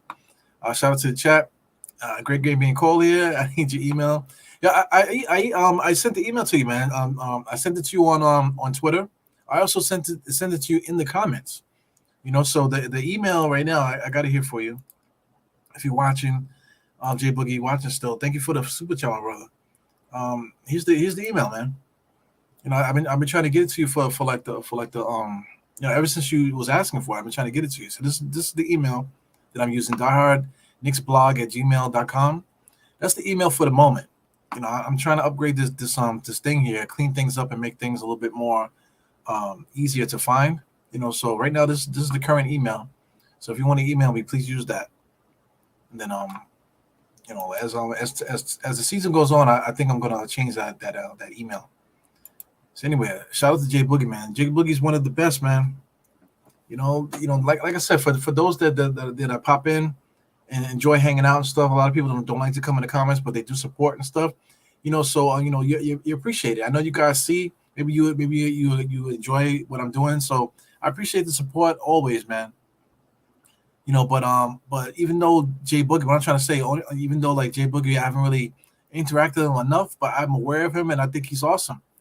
Like I said, I've talked to him a few minutes. He popped on the podcast by accident, kind of, because I threw the link in the chat because I was having a problem that day with the guest that ghosted me, and he popped in there and made a almost made me cry live on camera, man. So he's just definitely one of the best, man. Can't really say that enough. Yeah, man. So in my book, man, for people that I've have on here, especially interview wise and stuff like that, like like people need to know that they're doing good, man. Like I was telling you guys about the drinks and stuff. Like if you want to drink whatever you're gonna drink today and relax, you really deserve it, man, because this life is not easy. Everybody, you got to walk a mile in the people's shoes to know where they've been. So I can't judge people how they choose to celebrate or choose to relax. But whatever you choose to do, man, please do it to the fullest and enjoy yourself. Because there's a lot of things happening in this earth, man. It could be a lot worse for you. But we here watching the Knicks together. 82 games, baby. Yeah, man. So we got 58 seconds left in this second half. Let's get some play-by-play. Top of the key, Bradley Beal being guarded by RJ. RJ stops him. Quentin Grimes came over to help out. But that one little blink there, you saw Bradley Beal have that little blink, and he was able to get that jump shot. Here goes Julius Randle, bring the ball up top here, give it to RJ on the top of the key, alley-oop to Mitchell Robinson. At that point, I would like to see RJ just shoot that. That alley-oop bullshit, they keep going to it. This is not 2K. You get to the top of you get to the foul line, dotted line extended. If no defender is there, pull up. Okay, Mitchell Robinson is the best offensive rebounder in the league. Let him do his dirty work. Get to the foul line, dotted line extended, that little circle area. If you're in there untouched with no defenders, shoot the damn ball. Here goes Julius Randle and gets the loose ball here. Bring the ball up the court. Taj Gibson stopping the defense there, but the referee's called what? Referees called something there. I don't know what the referees called there. But he called double dribble or something. I got to see what's going on here. Okay, so they're calling. What did they call? They called off. I think they called an offensive foul, if I'm not mistaken, man. That shit is crazy. Number 22 wide open. Mitchell Robinson recovers. It goes RJ with the rebound. So, man, I like the same thing with Jalen Brunson. Jalen Brunson is a master at getting to the spot. If you're gonna back up two steps, he's pulling up. So if you're in space and RJ Barrett is running into the lane, you get to the foul line. To me, as a basketball player, for me, when I played a lot, if I get to the foul line, dotted line extended, as soon as I get to the foul line, I'm already thinking about shooting or passing. You know what I'm saying? And if you're gonna keep backing up, and I see that dotted line coming, that shot is going up, baby. Say that shot is going up. That's basketball. That's pure regular basketball. So they really need to get together. That was really, really weird, man. Weird foul on Randle. So I mean, the referees they're trying to figure it out too. I'm quite sure they're gonna get scolded by the refs and stuff. I keep forgetting to check my phone. We're at halftime now, guys. So that is the score, I believe, 52-42, if I'm not mistaken. So we'll get into it. There's something going on with the NBA scoreboard right now, but we'll get into that. I'm trying to see if I got any messages here. So no messages for the time being. I know I am Jarrell said that he can't make it today. So yeah, man, like I said, I gotta communicate better and see if guys want to definitely come in there every single time for halftime. But we're at halftime, so I see the numbers went up, so people are here for the halftime and crunch time. So let's give them what the people what they want. This is the scoreboard here for Google. So let's see if I can get this NBA.com scoreboard on the screen and see if that's gonna work for me today. Because I mean the NBA.com scoreboard to me it tells you everything. It's really good. They really upgraded throughout the years, and it's a go to for giving the scoreboard and stuff and whatever. So anyway, right now it's still not fixed here. So let's check out what's going on with the let's just click the box score here. Let me see if it's upgraded. Did they fix it? No, they still haven't fixed it. So let's check out what's going on with the summary. This maybe the summary is updated. So the summary's not updated. That is a shame. That's a shame. So because I mean they really give good stuff there, man. So anyway, we're gonna have to get rid of this. So like this is preseason, so I guess the guy that's working at it, he didn't hit the button. He didn't hit the right button, so he's probably gonna get written up. Maybe he might get downgraded. They might have to move his position because he can't do his job properly. So we're gonna have to give you some light stats here with the Google stat thing here. This is preseason. So first thing we're gonna look at is the actual score per quarter. Washington Wizards 19-30. Second quarter is about even, right? So the game is exactly where we needed to be. The Knicks started the game out great. Washington Wizards was flat, not really moving the ball. They just go on one-on-one and stuff. So the team that's just going one-on-one, not moving the ball, is always gonna have problems against a team that's running the offense. So starting the game, we should be proud of our starters. Our starters are running the offense really well. Julius Randle's doing a good job, at least starting the games now, doing minimal dribbles, not really getting so crazy with more than 3 dribbles. Once Julius Randle starts getting past 3 dribbles, 4, 5, 6, 7 dribbles, that's a bad recipe for disaster, man. So, right now we're doing well starting games. Testament to Tom Thibodeau's coaching shift this year. Really taking advantage of what our players do well, and I really enjoy what's going on, man. So anyway, Washington was able to make it a ball game, but in order for them to finally cross over and start winning, they're gonna have to stop trading baskets with us. Knicks also too, man. We would be blowing this team out by at least 20 if we were taking care of the basketball. So let's get into some of these stats here. Let's see full game stats. Okay, so this is pretty dumbed down, but we'll see here. Field goal percentage, the Knicks are shooting 35%. You could tell it's just really sloppy basketball out there. Preseason basketball. Washington Wizards not really shooting much more better than that. That 42% is really due because that fast break points. So I don't know if Google does fast break points, but we'll find out in a second. 3-point shots, nobody really shooting a 3 like that. The Knicks are 4 for 19, they're 2 for 18. So I think that's going to tell the game there. I think in the second half, I think the Knicks might be able to pick up that 3-point percentage and probably just finish this game if they do that. Free throw percentage 10 out of 11 for the Knicks, 90%, which is awesome. 8 for 14 for the other side, 57%. So I mean, if they were making their free throws, they would be kind of like knocking on that door there. Total rebounds, Knicks are dominating on the rebounds, 34-22. Offensive rebounds, 12, man. So anyway, listen, take away 10 rebounds off of that, and then you're talking about 22-24. So the rebounds are basically even.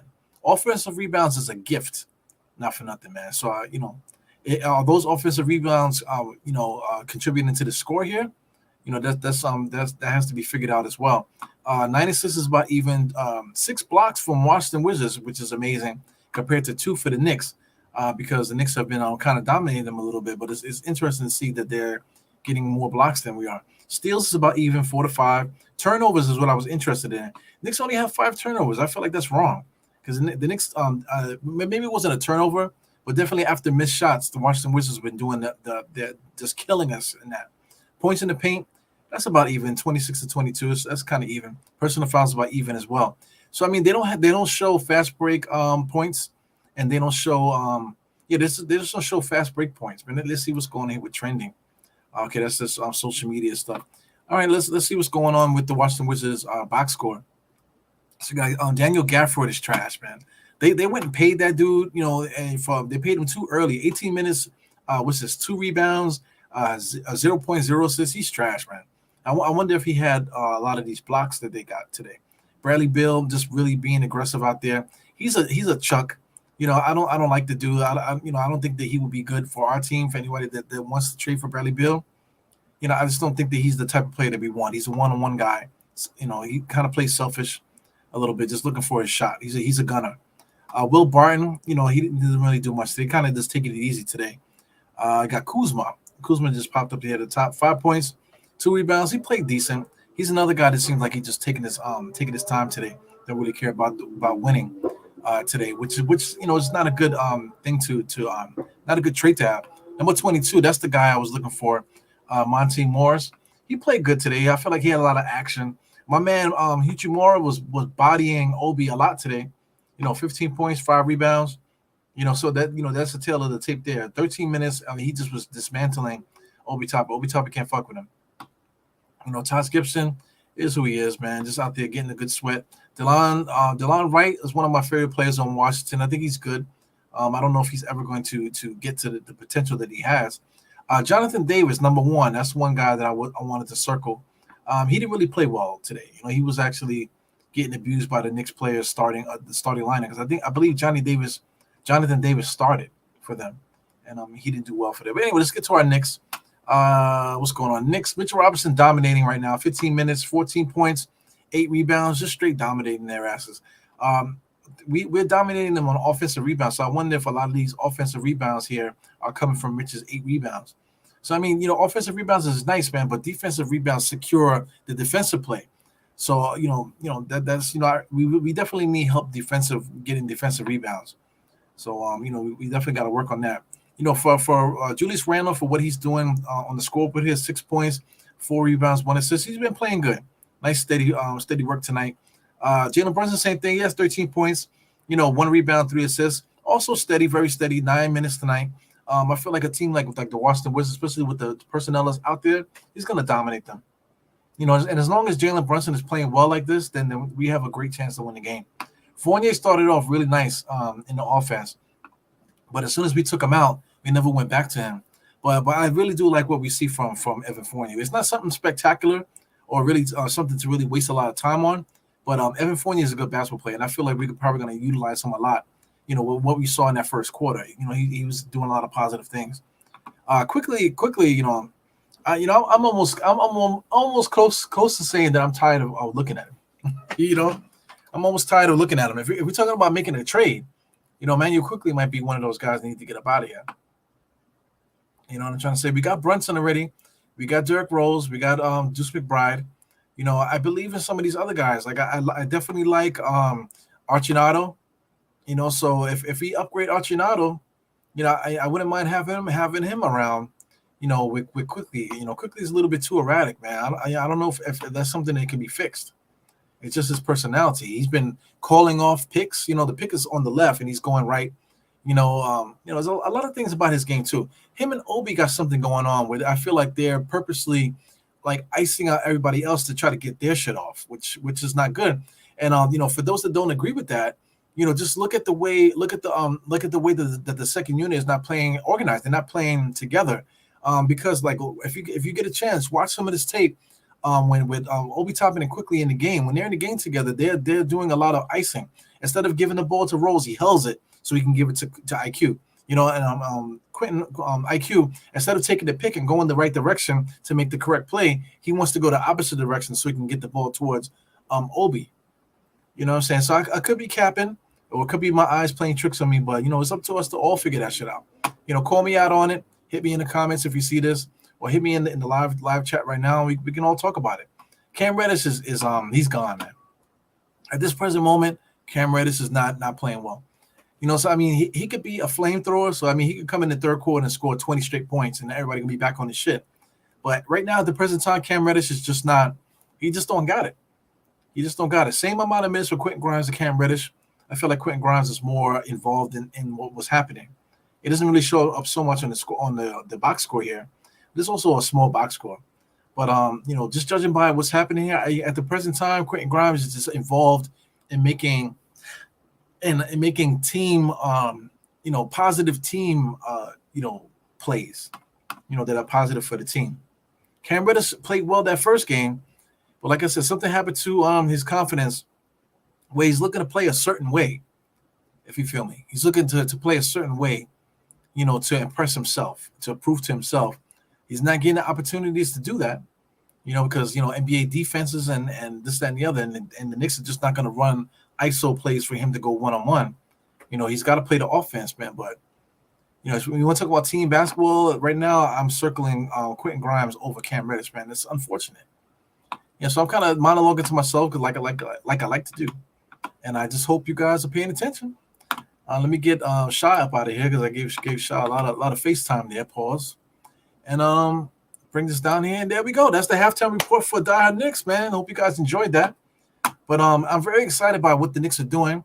There's a lot of things that we need to build upon, but if you just take off the glasses, the hating glasses or just the micromanaged glasses and stuff like that, you can see that the Knicks problems that we see are stuff that we can easily clean up as the season progresses. Once Tom Thibodeau tightens this rotation and guys start to get their regular opportunities to play, I think you're going to see a lot of great things for our guys and stuff. So definitely don't be too discouraged about what you're saying here. Like I said, enjoy yourself, enjoy your time watching these Knicks, and just prepare because I really think that we're going to be really good this year. We're gonna be happy a lot. We're going to be happy a lot more times than upset. I'll tell you that much. So, Bayside Junior, I see you left a big comment here. Let me see what you're saying here. Knicks are sloppy in that second unit. Cam is not it. Yeah, we agreeing with each other. Grimes is looking good. Shot isn't falling, but it's okay. Yeah, man. I think we're basically saying the same thing, man. See that makes me feel good when I say these long rants and I see that people actually agreeing with me as I'm talking, or like maybe before I started talking because I started talking, you guys said it already, and then I'm talking, and I come back and look at it and I see that we're in agreement. So that makes me feel good, man. Definitely makes you feel like I'm not alone out there with my thought process. Brunson Rose is the best point guard duo ever since Mark Jackson, Ross Strickland. Okay.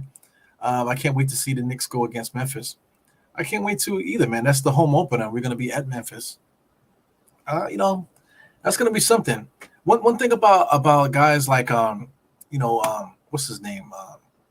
The point guard from Memphis. I can't get his name at the moment. But the thing about him is that he's just trying to put the pedal to the metal.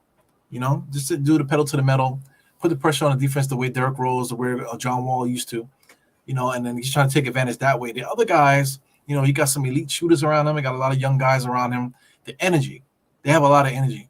So, energy is cool and whatever. They have to transition into playing organized basketball. So if Memphis can actually get into playing organized ball a little bit more, to add to their athleticism and their energy, they'll be good. But how the Knicks beat Memphis is going to be based off of our coaching, steady play, communication, and just running our offense, taking advantage of easy shots and that type of thing. And we should be able to beat most teams. I'm not really worried about who we play. John Morant. Thank you, Poe Ishmael. So I'm not worried about guys like John Morant. I'm not afraid of them. They need to be afraid of what Jalen Brunson's going to do to him. He better be ready for Mitchell Robinson and these guys to lock down some of the other players that they have on their roster. Worry about taking advantage of Fournier, because if Fournier's getting off against you guys, and that type of thing. Watch out for Derrick Rose coming off the bench. RJ, they got to play defense too, man. So, I'm anxious to see that game. But, pace yourselves, y'all. Pace yourselves. We got a lot of time to kill, man. So it's looking great. 35 minutes a game. That's going to be interesting. Shout out to I keep getting this girl's name. Let me get her name. I hope to see if they put it on the screen. What is her name, man? So they didn't put it on the screen. I didn't notice it. But that's our guy's lady there. I know she was pregnant. I haven't seen any baby pictures or anything like that, so I'm anxious to see that. We got Daisuke Yoshimoto, baby. This guy might end up being our next head coach. I wouldn't mind that. I know everybody automatically talks about Johnny Bryant. It's not even Johnny O. It's just Johnny Bryant. I know everybody's talking about Johnny Bryant, but this guy Yoshimoto, he might be the guy. So here, is that the Chase bar, the Chase Lounge bar? There's a guy on his phone there. That shit is embarrassing. Yeah. Let me see. Bunker TV. What's Bunker TV talking about here? He's in here throwing grenades, hand grenades at everybody. You're a nigga as fuck. So Bunker TV's in here fucking with me. So let's fuck with him. You're negative as fuck. What else? I don't think I'm negative. We're up by 10. Everybody has 8 points at the half. What the hell are you crying about? Crying water about? Yeah, Bunker TV. Bunker TV comes in here every once in a while and starts throwing hand grenades. No, you pace yourself. Okay. You're acting like me in like it's game 60. Yeah, but you're commenting as if we're a game game 82. So goodbye. At least for 5 minutes. Cool yourself off for 5 minutes. The game is back on the line here. 11 minutes. I like that play there. And you see Jalen Brunson doing a two-man game right at the basket with Mitch Robinson. You got to use him. Mitch Robinson's going to get the rebound. So get the shot up. And if you miss it, he'll get the rebound and give it right back to you. And something good is going to happen. I see Bradley Beal is yelling at his teammates. Just not a good basketball player, man. Just the style of leadership. It doesn't equate to winning. A guy like that, the way that he plays. Mitch Robinson, good defense there. They just called what? Oh, that's a shot clock violation. Good defense by the Knicks. Good defensive possession. Yeah, man. So Bunker TV, you know what? I think I might put you on the block list, sir. Don't nobody want to hear that bullshit? Bunker TV? Ain't nobody trying to hear that? Hey, ain't nobody trying to hear that bullshit. Facts. So the score is kind of late here. Right now it's 58-42. So something's going on with the scoreboard out here in these streets. Yeah, something's going on with the scoreboard. So now the Google scoreboard is not working right. So at the present moment right now, my time stamp is 10 minutes, 58-42. You got number 22 just pulls up a three-point shot. He shot that with all arms and elbows, man. Oh, Jalen Brunson just releases, able to get a nice, easy bucket. Wow, man. We haven't had a good transition team in like 2-3 years, man. 2-3 years. So definitely good heads up there for Brunson to get a nice little easy bucket. Those easy transition buckets, man. You want to talk about galvanizing the team? Like people make too much emphasis about dunks. So Jalen Brunson can't dunk, but he made a layup. It still was dope. It still was a dope play. So does Jalen Brunson have to jump up and put it between his legs and dunk it in order for anybody to get any energy? Is this like let me behave myself, man. Let me behave myself. He got 10. He said he got 10 channels. Oh no. Oh no. He said he got 10 channels. He cannot be stopped. He got 10 channels. So in order to have that many channels, man, you have to register it to a telephone number, man. So you got 10 channels. So that means you're basically using grandma's number, using your auntie's number, you're using your baby mama's number. Everybody's using all these numbers just to create all these accounts. Just to troll. Just to be a troll. Come on, man. Yeah. Let's get it. Let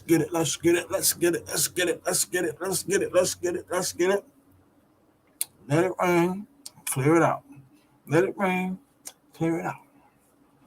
Yeah, man. Knicks. I'm still eating the same pizza. I still got 2 slices to eat, man.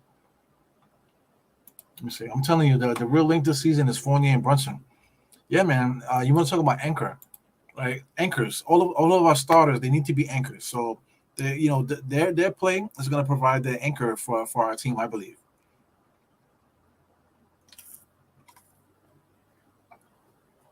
Yeah, so that's gonna be big for us. Shout out to the betting exchange. They keep showing this commercial. It's actually a good show, but for the way that they do it, the personalities and stuff like that, they kind of make the betting show more exciting than it really is. So shout out to those guys. They do a really good job doing it. I really don't want to see them calling games though, because I don't like to see them calling games. But doing the betting show, they actually do pretty good. So that's probably the reason why they put them all on the show there, because they do bring a lot of energy to the show. But like I said, I can care less about their basketball takes though. But it is what it is. Yeah, man. So far, so good. Just get the win, man. Get the win. Let's get up out of here. Have a nice, clean evening, and we can go about our business. Yeah, well, while we waiting this long as a break here, like I said, I'm going to be doing these full watch alongs all season. So please come out and hang out with me. Keep the conversation going crazy. The last game we talked about clubs and bars and that type of thing. We talk about a lot of stuff here. We'll talk about anything you guys want to talk about, especially if the Knicks are losing. If the Knicks are losing, you kind of get bored of what you're talking about. So we can always segue and talk about other things. I'll have guests from time to time. I'm Drill. You usually pops in to talk to me. I've been. I think Sim Russell popped in. I think for the first two games. Tony Crow popped in for the first three games. You know, Steph popped in for one game. Anybody that wants to pop in, hit me up, and then we can see what we can do here. Because I like one thing about this stuff here. I don't want to lose the energy because I'm enjoying the game, and I just don't want to lose the energy. So that's why I'm not going to like just open it up to whoever for this here. Plus, I really want to get into play by play and stuff. So, but we'll figure it out. So it's a long season. We'll figure it out. We'll have ups and downs. Like I said, we'll try different things. Excuse me.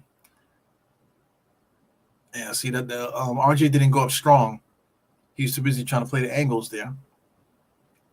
Should have just went strong. You're left-handed, just be left-handed, bro. Here goes Beal with Fournier locking his ass up. Say he don't play defense. He just locked his ass up there. Good steal by Mitch Robinson. Here goes Fournier leading the break here.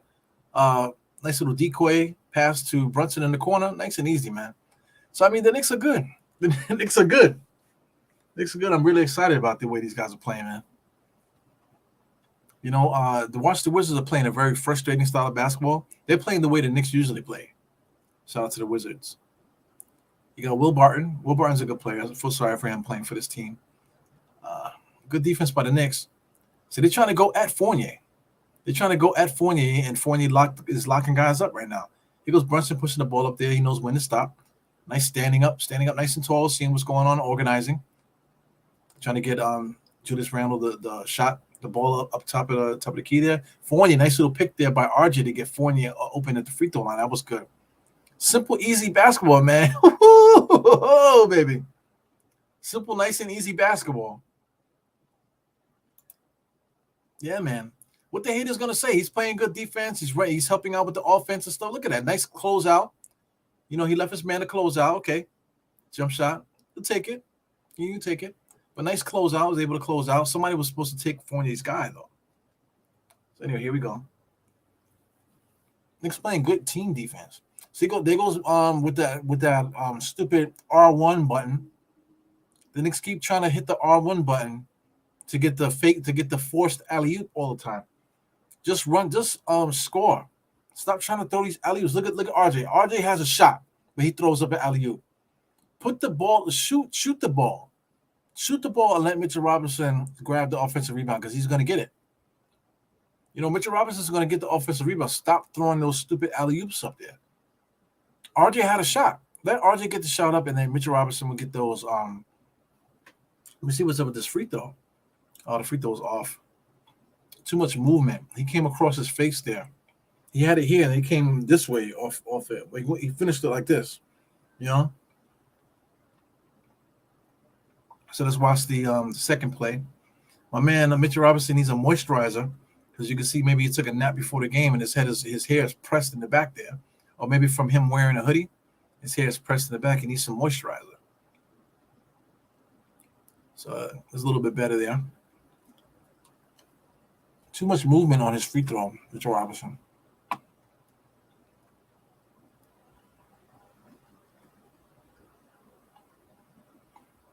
I'm just reading these guys here. I got Original Prophet.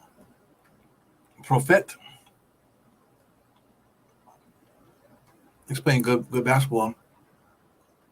Nice little in and out pull up. Brunson all day. All right, so the Knicks are kicking their ass now. They're coming down the lane doing what they want to do. Number 21 gives it over to illegal screen. Like you don't get the illegal screen call unless you're fighting through the screen. So there's a lot of little things, man. A lot of little things happen out there. That's beautiful. There's great signs, man. I'm glad I didn't get too upset about the last game. I did do keys to the game, so I will be doing that. I will be doing keys to the game. Like I said, I'm trying to get more consistent with the time. Today was a busy day for me. Yesterday was a busy day for me, I should say. So I got that keys to the game thing out late. Too late. I did it too late. But I'm glad some people were still able to see it. So I'll be doing keys to the game sometime tomorrow. I just don't know when I'm gonna do it, but I'm definitely gonna do it tomorrow sometime. So while we're here, look at the bottom of the screen. Please subscribe, hit the thumbs up, and all that stuff.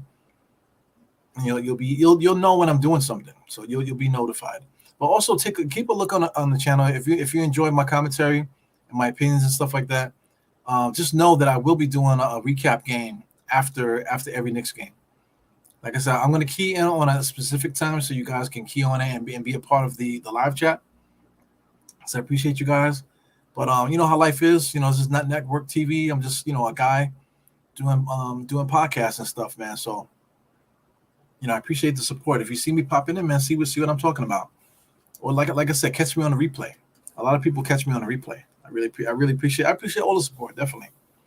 Because Julius ran. Okay, the Knicks are kind of dead right now.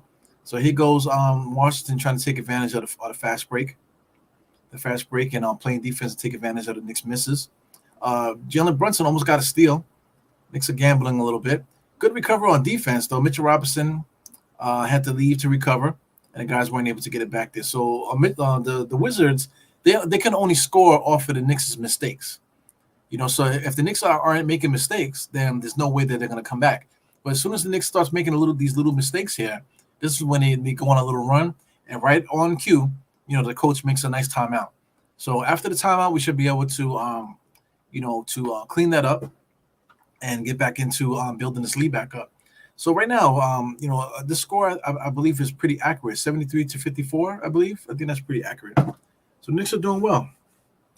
Yeah, man. Talking a lot here. Yeah. So yeah, man. They're playing smart, not committing fouls. Yeah, they're playing pretty good.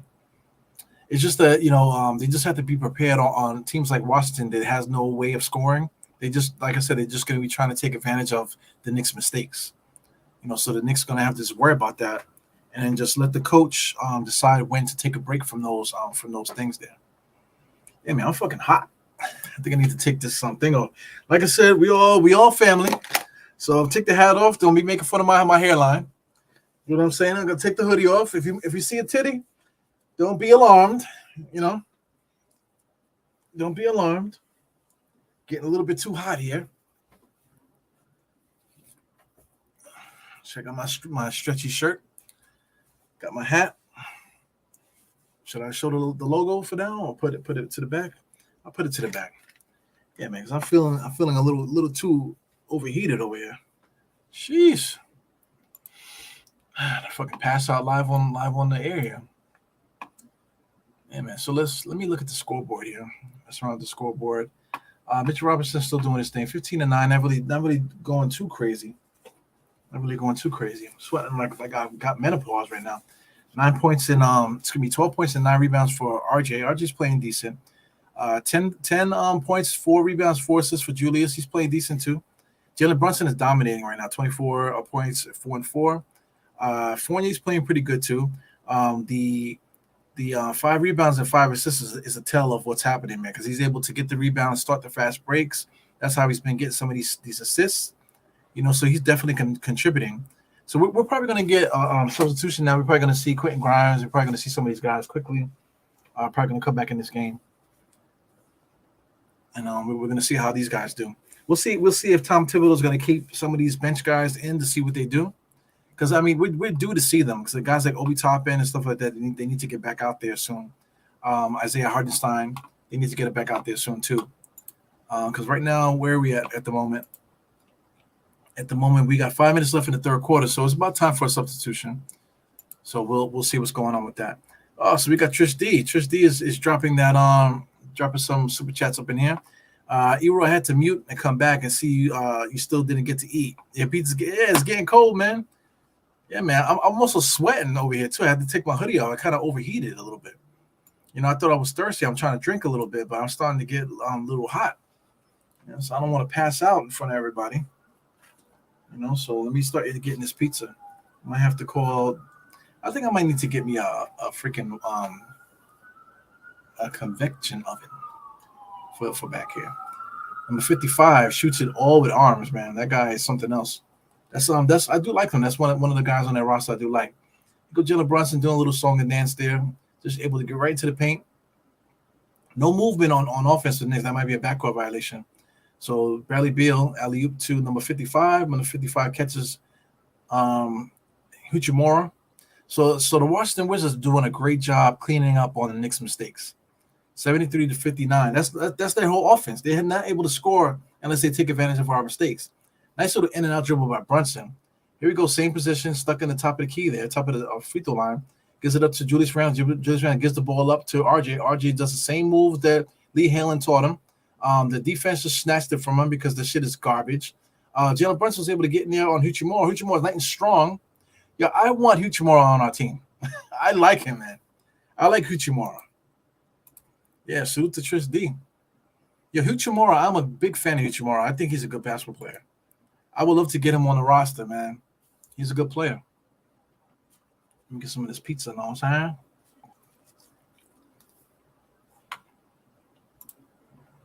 What are you talking about, Joe? No, I gotta get pizza being delivered because of you. Hey, man. House of the Dragon. I can't watch those shows, man. Shows like that, man, they got too many dicks. Too many fucking butt cracks for me. Tell a good story, man, but I can do without looking at so many dicks on my screen, you know what I'm saying? So many wild soft porn scenes. I can deal without that too. Just tell a good story. You could tell a good story without all that gratuitous nudity, you know? So the Washington Wizards are doing on a nice little run here, chipping away the lead. The Knicks are a little frazzled right now. They're playing good defense though. Washington. Here goes Brunson in and out, able to get to the basket. I mean, this guy is good, man. What a move! It's like a magician. He disappeared right in front of the guy. Damn, he left him. Look at this move. In and out, little crossover, step through. And 55 can't do shit about it, man. It's like he just disappeared. He disappeared right in front of him. Oh my God, what a good player. Jalen Brunson is really good, man. Unbelievable. House of the Dragon is fire so far. Yeah, man. But listen, a shout out to you. Remember that show that what's the girl? What's the Zendaya? That show that Zendaya had. It's supposed to be about high school kids that have drug problems and that type of thing. Okay, cool.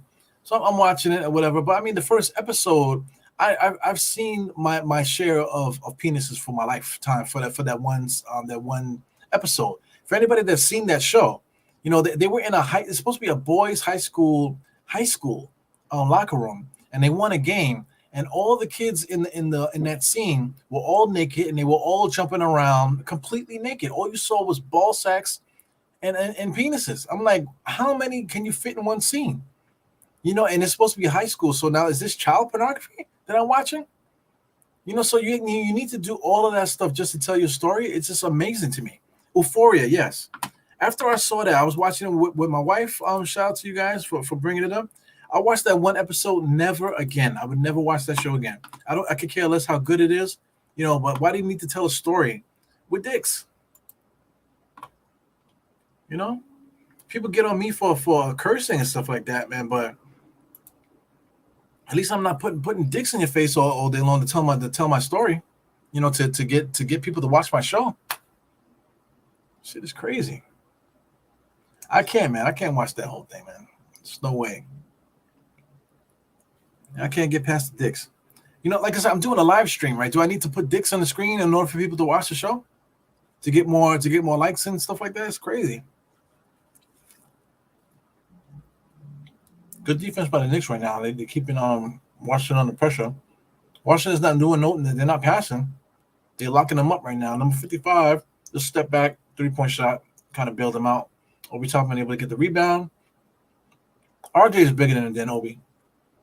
RJ right to the basket. Nice little layup. Oh, they called an offensive foul. Wow. What was it? What happened? Oh, Hardenstein. Hardenstein just gave him a little booty bump. Yeah, that was a bad play there by Hardenstein. Yeah, bad play by Hardenstein. It's lazy. You know, it's definitely a lazy play. Man, too many dicks on the screen, man. Hey, yo, pause. Yeah, pause. I ain't pausing on those dick scenes from the freaking Euphoria. You know? No, thank you. Even if they were showing naked women, I don't want to see the naked women. I want to watch a TV show. If I want to go watch naked women, I know exactly where to go. You know what I'm saying? I am Geraldo when I'm talking about. I keep a special sauce on the side here. I know exactly where to go to go get my fill for that type of stuff. But if I'm watching TV, I want to see a TV show. I don't want to see nudity. Just like basketball, I want to see a basketball game. I don't want to see nudity. Back to the game. Third quarter, 1 minute, 22 seconds. Right now, this is like dog. This is like the dog minutes of the game. Deep in the third quarter, about to be the fourth quarter. A lot of chippy stuff happening. A lot of good basketball right now. Jalen Brunson is sweating. A lot of pressure. Knicks are trying to get their offense running. Washington Wizards are trying to apply pressure on the defense to try to chip away at this lead. Little step 3-point shot by Jalen Brunson, while Hartenstein with his awkward moving self was able to get the rebound and lay it up. And he's very like hackish. He's a hack. He's a good player though, but he just moves like a Frankenstein out there. Obi Toppin easily pushed down by Huchimura. Kicks it over to number 55. Goes right at IQ. Okay, RJ Barrett from a kick out from Hartenstein. He didn't go strong enough there. I know he's upset about that. He didn't go strong enough. Yeah, but shout out to Huchimura. I would love Huchimura to be on the Knicks, man. That's one player that I'm going to circle on the Washington Wizards. That I kind of want that kid on our team, man. Whether if he's going to be a backup power forward, backup forward, you know, maybe really utilize Obi Toppin as a small forward more, and have Huchimura coming in there to really play power forward off the bench there behind Julius Randle. I think that would be nice.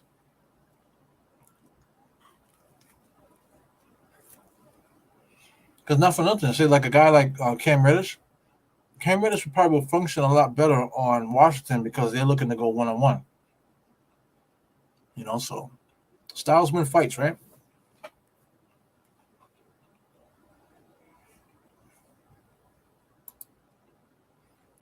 He's a bitch. That's why. That's about the nicest way I can say it. Because I don't think KP has played in New York in years. He's always hurt every time that they play the Knicks.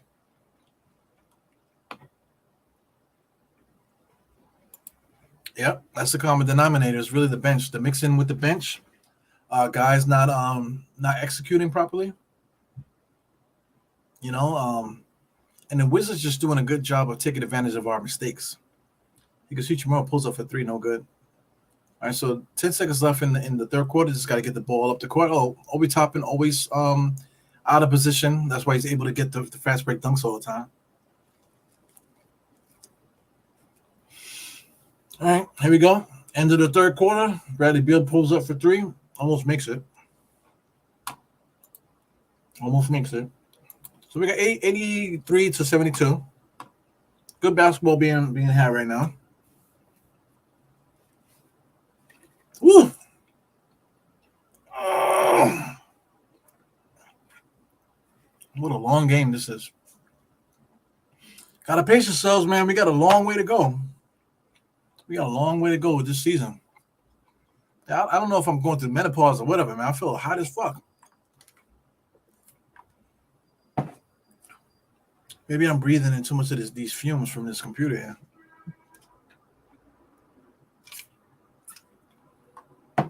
So far, so good. Yeah, man. Fine. Right now they're showing NBA TV, NBA League Pass and stuff. I believe NBA League Pass is a little cheaper this year. So they're offering a little cheaper deals and stuff. So everyone's going to have to deal with that until they can get that whole sports book thing going on with the Bally's. I think it's Bally's Sportsbook. They're supposed to be doing like a um, a streaming service where you can actually watch games locally and stuff like that. So if you want to watch the Knicks, you can subscribe and just get Knicks games and stuff like that. So we're just gonna have to wait till it's available in our area. I believe it's coming soon because I think MSG made a deal with them. So I believe that's going to be coming soon. But in the meantime, ask around. Knicks fans always know a good stream.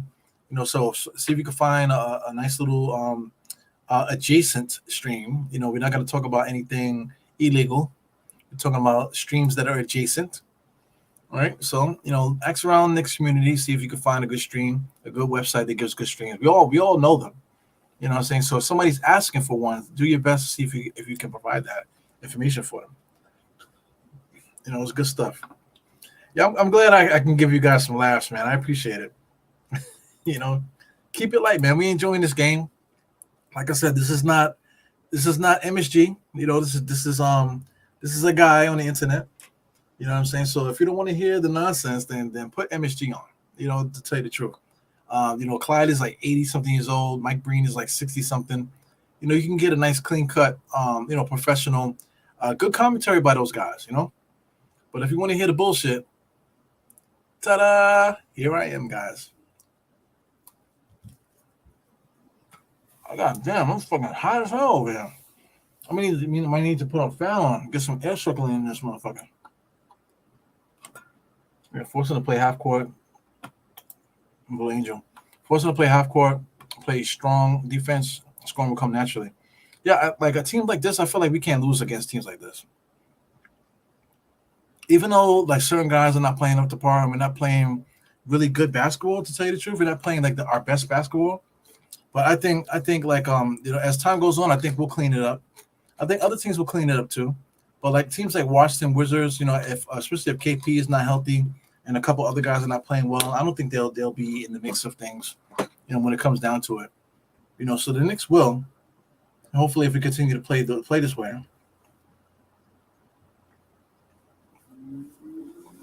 Good up and under move by RJ. That's something I never seen him do. Nice up and under moving on the inside. All right, so let's get into the play-by-play to start the fourth quarter. We got Derrick Rose playing point guard, decent defense on number 55. They're playing switch defense now. IQ, Obi Toppin had to come out and switch. Kuzma's been playing like shit all game. He hasn't really done much. Here he goes. Quickly, just looking for his boy. Just got his eye on Obi, trying to throw him alley-oops and stuff. So that's something that's going to really irritate me as this year goes on. Because I feel like IQ is only looking for Obi. You want to talk about, what's the name? Elfrid Payton only was looking for Julius Randle. Well, Obi Toppin's IQ is only looking for Obi. Here goes the Knicks there. Hartenstein gives the ball to IQ. Watch, IQ is looking for Obi. Look, that's a fucking turnover. A fucking turnover to get Obi Toppin an alley-oop. Is it? Are we only playing Obi Toppin alley-oop basketball right now? Get IQ out the game. IQ got to get out. Okay, RJ came out. So I'm not making it up. Watch every time that IQ gets the ball, he's only looking for Obi. Here he goes playing defense. I thought it looked like he gained a little bit of weight, but he didn't. He's still just as weak. Here he goes on the inside. His man is wide open. Uchimura, nice little pump fake, pulls up. No good. Quickly with the rebound. See, Quickly was looking for Obi. Quickly was looking for Obi for the dunk just now. All the way to the basket. He misses it. Hartenstein wasn't able to get the layup there. But just now, IQ was only looking for Obi Toppin just now. Good defense by Grimes. Good defense by Grimes there. Here goes Kuzma's not doing shit. Obi Toppin's guarding him. Looking for was it Uchimura? Uchimura being guarded by IQ. Okay, bad offensive possession here by Washington. They get the rebound. Here goes IQ. IQ's bringing the ball up the court. Let's run something. Let's see what he's going to do here. All right. Ihart is setting the pick. He comes over. Okay, he does take the pick. Gives it to Hartenstein. Oh, man, he got to make that. It was chippy stuff. I feel like Hartenstein is not really playing good today. He hasn't really had the snap that he's had in certain games. So Washington has nothing going on here. Washington looks like how we played last year. No movement. Everybody just going one-on-one. this ugly basketball. He made the shot, but it's just ugly, ugly, ugly basketball. It's not fun to watch. All right, here goes IQ again. I'm watching this, man. I'm watching it like a hawk. Here he goes. He gives it up to Q Grimes. Q Grimes takes the pick, gives it back to Obi. Obi back to he fakes the IQ. Gives it to iHeart. iHeart got to make those shots, man. It's looking shaky down there. Washington Wizards, they're gonna call timeout. No, they don't. So here they running their offense. Uchimura top of the key. Back to 1-on-1. This is old Knicks basketball here. You know, Uchimura's got. They gave a pick to Uchimura to the paint. There's like 5 guys on one side of the court, man. The Wizards are not good. Quentin Grimes brings the ball up the court, gives it to IQ. IQ dribbling and now drives all the way to the basket, all the way. Oh, it gets pinned to the boards. Go stronger than that. Stop looking at for the referees to bail you out, IQ. Oh, that's just terrible. They called a foul on the Knicks. Derrick Rose got creamed just now. Oh, my God. IQ does not fit. Like, he's looking up at the screen trying to see if he got fouled on that play there. I mean, go to the basket strong, my brother. Oh, I mean, Derrick Rose is moving. Derrick Rose is moving. See, he's sliding. Oh, but he did get hit in the face, man. Shit. I know he's pissed off, but he was moving. Derrick Rose definitely moving. Trying to get the charge there. He's working a ref. I mean, number 15 is a veteran, man. So I mean, you got to give him credit. Give him credit for what's happening. Get this up out of here. Whew! I am sweating my nuts off here.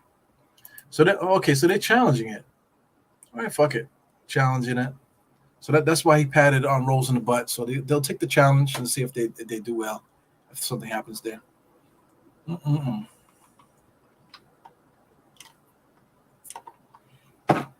God damn, I'm sweating. Whew. Yeah, man. Obi, 3 of 8. Randall, 3 of 10. Our best offensive player is 6 of 18. And we're up. Yep. So let's take that opportunity and take a look at this scoreboard. I got it small on the screen there. Are they updating this? Yeah, everything is updated. 89-74. It's incredible. You got to be happy for how our Knicks are playing. 17 points for RJ, 15 for Mitch, 27 for Brunson. He's kicking ass. Not much change there. We got our bench players out there at the moment. Quickly, it's not doing much. Good rebounds, 8 rebounds. Hardenstein, 8 rebounds. Obi Toppin, not really doing much. Our bench for how good we thought these guys were going to be, not really playing all that great. Cam Reddish is shut down. Only 8 minutes at this point. I don't think we're going to see Cam Reddish anymore the rest of this game. We'll see, but I doubt we'll see Cam Reddish at all for the rest of this game, and he might be done. So everything from everything that you see, everything up from Derrick Rose up, I think that's our rotation. Quentin Grimes has 21 minutes, only has 1 rebound, 1 assist, but Tom Thibodeau has spoken. Quentin Grimes is going to be the guy, and Cam Reddish is going to be the one on the outside looking in, pending injuries and stuff like that. Whew. Fucking sweating my nuts off here, guys. I might need to get like a fan to get some air over here. Yeah, quickly, it looks like trash. I'm watching on MSG as well. I'm watching on MSG Go.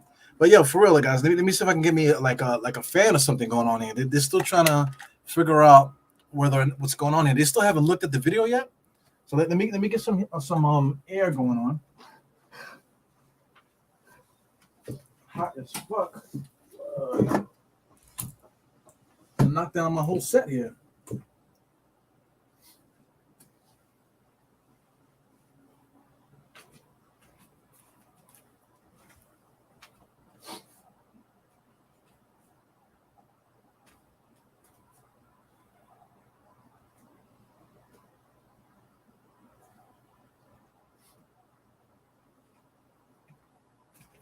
Yeah, I believe my wife is trying to kill me, y'all. She hid my fans from me. So I think she packed up the fans because the heat's been coming up. Yeah, so I think my wife is trying to kill me, y'all. It's hot as fuck in here. I might have to open up a window or something. Oh, man, hot as fuck in here. Yeah, so nothing changed so far. Sorry for me leaving the screen there, but I had to. I'm sweating here, man. I know you guys see it on the screen now. I fucking sweat my ass off. It was hot as fuck in here today. So the Knicks are able to continue to score. It's 91 now, 91 to 74. 55 being guarded by Derrick Rose. Good defense, keeping them up top. Able to get in the inside there. Bad drive there, being guarded by three players. Hachimura has end up going one-on-one every single time. Grimes is able to get Hachimura off the spot there. Obi Toppin able to make a good defensive play. He throws it to Quentin Grimes for no reason. He didn't have to do that. He goes IQ running the offense, setting a pick for Obi, and he just launches it. Yo, IQ is garbage. IQ is garbage. Yo, IQ is not good right now. Wow, Hachimura pump fake, pulls up, no good. Q was able to get inside to get the rebound, outlet pass to Obi. That's all he cares about. He just cares about giving the ball to Obi. They're gonna call a offensive foul. Absolutely, absolutely offensive foul. You can't argue that. Look, he pushes off. You know, he pushes off, and they're gonna call it because Hachimura is manhandling him on the other end. So in order to push Hachimura on the floor, Obi Toppin had to do something.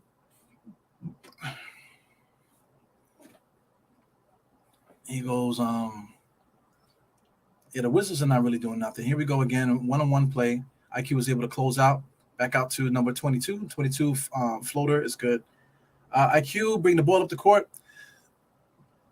Here he goes. He's going to set a pick for Hartenstein, but he doesn't take it. Gives it to Rose. Rose takes the pick, goes on the inside all the way. Left-handed layup. It's the Knicks ball. I thought they were going to call goaltending there. Yeah, Derrick Rose tried to throw it over his head there. Yeah, okay, that's a good block. Good block by Gafford. He is trash. Gafford is trash. Inbounds pass there. IQ underneath the basket. Gives it to the left for Quentin Grimes. Quentin Grimes, 2 dribbles. Turnover. Here goes Washington Wizards. Fast break basketball. They make that. I feel like they make every shot. He went right at Rose. There's no stop there. And we got a timeout by Tom Thibodeau. So I mean, the Knicks' Achilles heel right now is us. Every time we make a mistake, we cannot stop them from scoring on the fast break.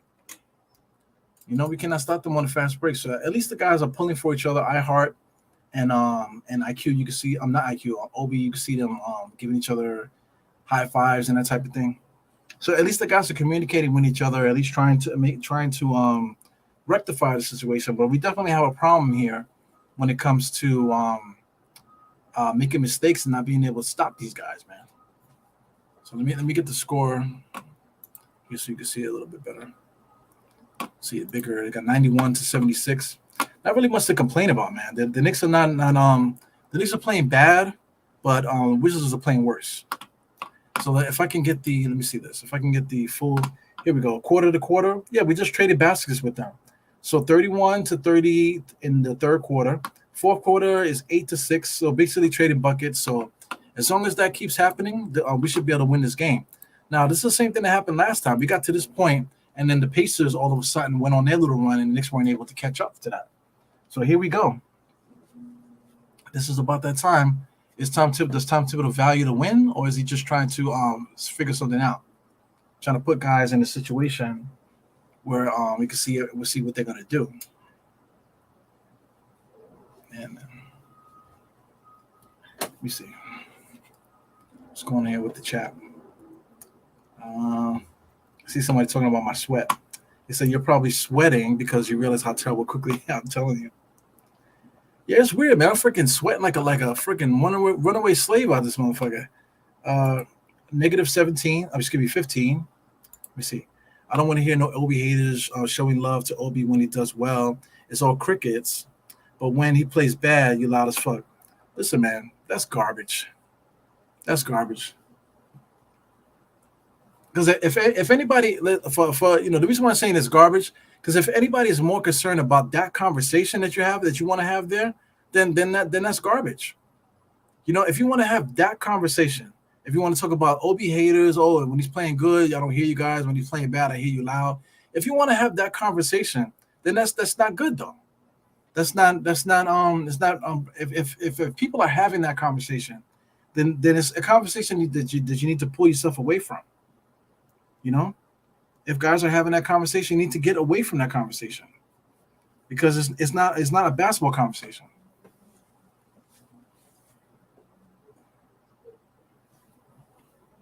You feel me, man? It might be the truth. Like I said, it might be the truth in that little realm, but it's only like of some people that are talking about or be that way. So if you're around people that are talking that way, then you definitely got to pull yourself out of that conversation. I'm just giving my observation of when this time and time again on many podcasts. Yeah. Well, listen, if these guys are having those conversations on those podcasts, then pull yourself out of those conversations. You know, I'm the leader of the Obi clan. He played bad the first half, but he's playing well in the second half. I agree with that. He's playing like shit earlier. You got to call it what it is. But like if that's the only topic of conversation, and then other podcasts you talk about, if they're constantly just having those one player against another player conversations, then you might need to find another podcast. It goes IQ looking to give Obi the ball again. IQ straight to the basket, man. Go stronger than that. He's got to go stronger than that. He makes the layup, but he's got to go stronger than that. IQ gets a tingle in his booty every time he scores. I know that. He goes on number 22, being guarded by Rose. Rose playing decent defense up the top of the key. He goes one-on-one again. Hichimura is going one-on-one every single time. What does he have? What is his score? His stats at the moment. Hichimura has 19. Okay, he has 19. 39 minutes and 19 points. He's basically chucking at this point. Knicks can't stop him, though. Knicks can't really stop him from doing what he wants to do. Okay, Obi Toppin just tweaked himself, but he thought Tom Thibodeau was calling him back in the game, and he's calling him back in there. So I'm having some kind of issue right now. I'm like sweating more than I've ever sweat before in my life doing these podcasts. So something's going on here. Maybe I got hypertension or something. Yeah, too much pizza tonight. You need to get the pizza a break or something. Let me see. Obi isn't playing good. I feel sometimes he gets lost. Yeah, he does, man. I just don't like the thing that they're doing with Obi and IQ. When they're out there together, they're constantly looking out for each other. There was a couple times where IQ was looking for the alley oop and it wasn't there. So then it causes the whole team to break down. And a team like Washington takes advantage of all of our mistakes. So he goes, Quentin Grimes, man. Quentin Grimes, you got to score, man. You got to score, baby. He keeps trying to pass it. Quentin Grimes has got to score. Mitch Robinson pointing, yeah, man. Put the shot up.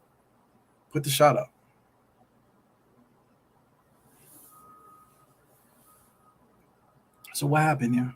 Obi Toppin shot the three. Oh, he fell down on the cameraman or something. Good fighting through the screen from Quentin Grimes there. Still able to recover. Did they call a foul? Yeah. Sometimes you just gotta let it go, man. Putting a hand in the guy's face is one thing, but you can't just like risk getting the foul like that. So I think Quentin Grimes might be coming out. Oh, so he tripped on a fan. Tripped on a fan. Ah, shit. That is so annoying. Look at the lady there with the legs. 93-79. 5 minutes left in this game. Game is almost over here. Pizza just got here. It's pizza time. Yeah, he was. Huchimura keeps trying to body him, but he's keeping him in front of him. So Huchimura was kicking our ass scoring wise, but ever since Quentin Grimes got in there playing defense on him, he hasn't been able to score as much as he was scoring before. You see, scoring for that lead pass. Even told me it wasn't. I wasn't on the team.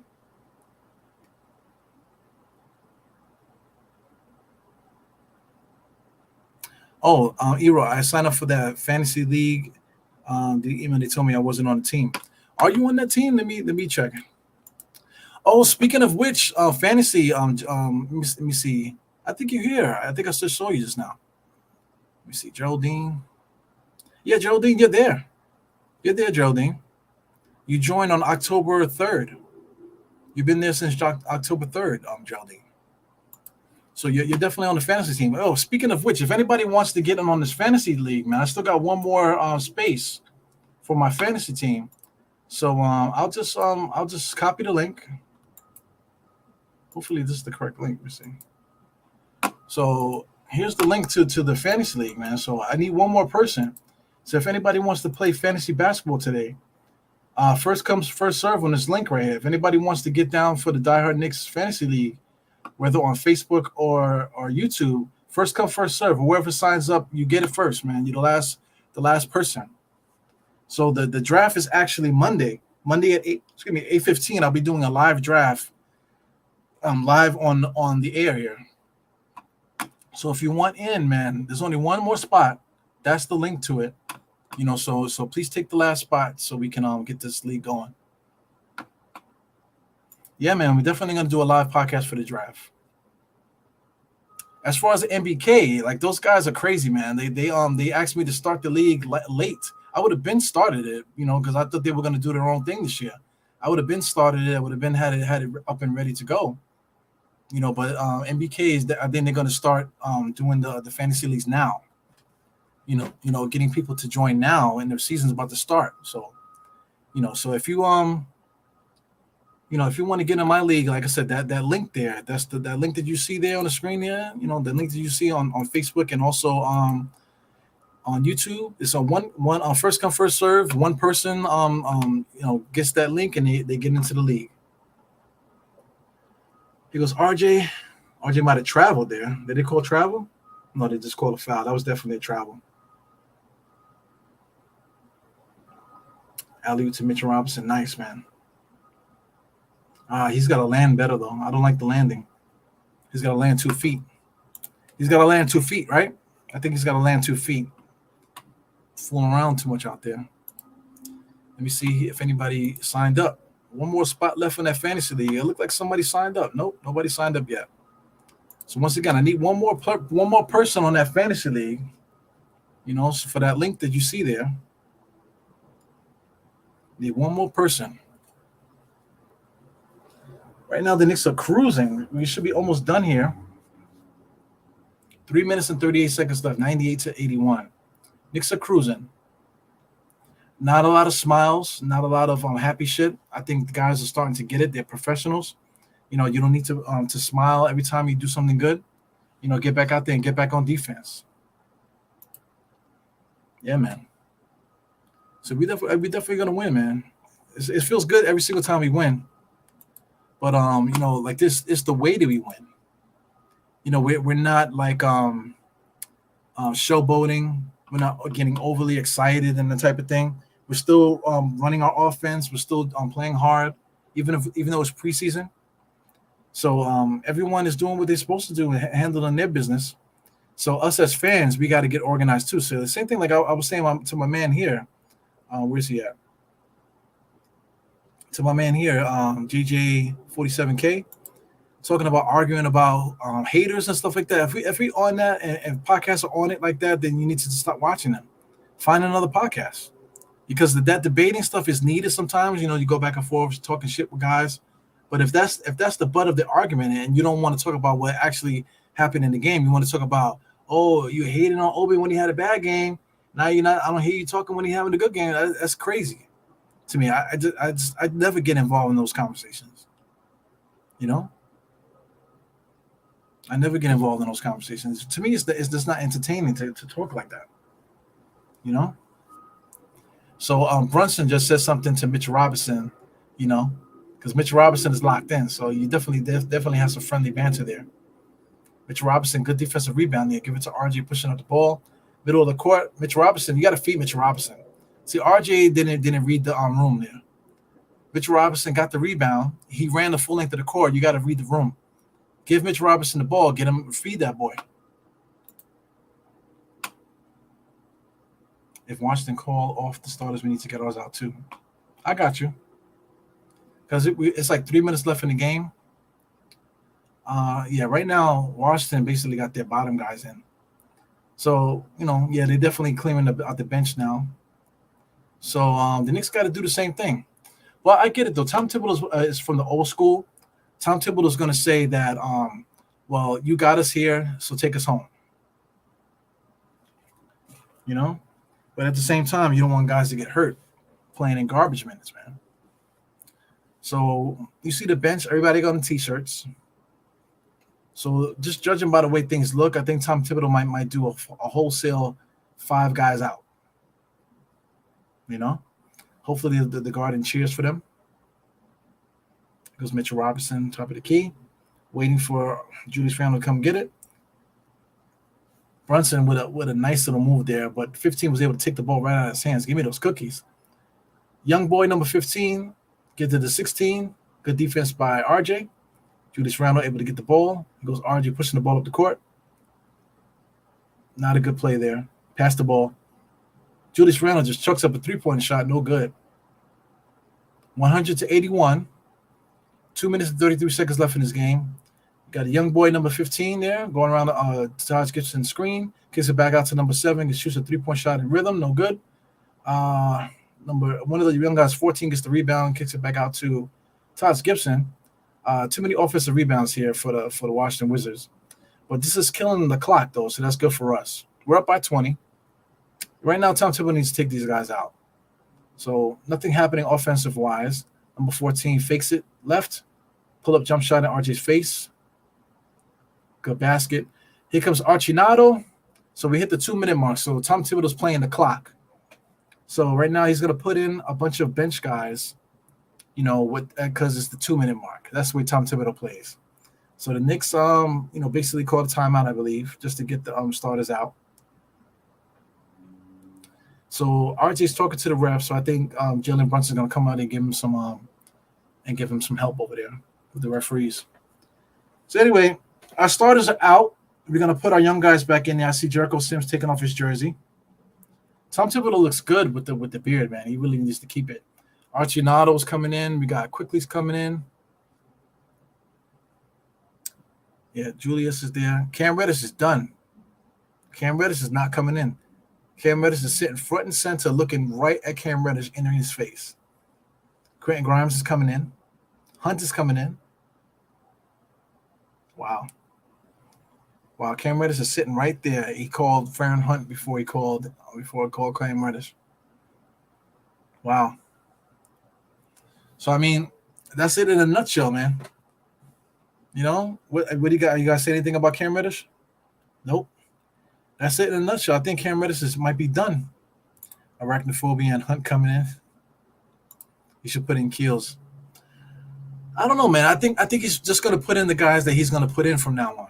So now garbage time, Farron Hunt is going to be the guy getting those minutes. Yo, I'm looking at Cam Reddish, man. I feel bad for the kid. But, I mean, he hasn't done anything to keep himself out there on the court. With Quentin Grimes here, Quentin Grimes got his minutes. Look at Fournier looking smooth. Looked like he might have got some tattooing there on his head there. Microfiber tattoos on his head. Ay. 100-83. 1 minute and 51 seconds left. We got McBride to Jericho Sims, back to Farron Hunt. Farron Hunt back up to McBride. They're running a little offense. Jericho Sims, top of the key. Pick for Deuce. Deuce gets it to Farron Hunt there. Oh, no, that's actually Cam. So Cam came in the game. Cam pulls up and doesn't make it. Archinado playing good defense there. 15 recovered nicely to number 2. 15 pulls up for another 3-point shot. So 15 is pretty good here. Who's number 15? For the Wizards, let me see who that guy is. Seems like a good player.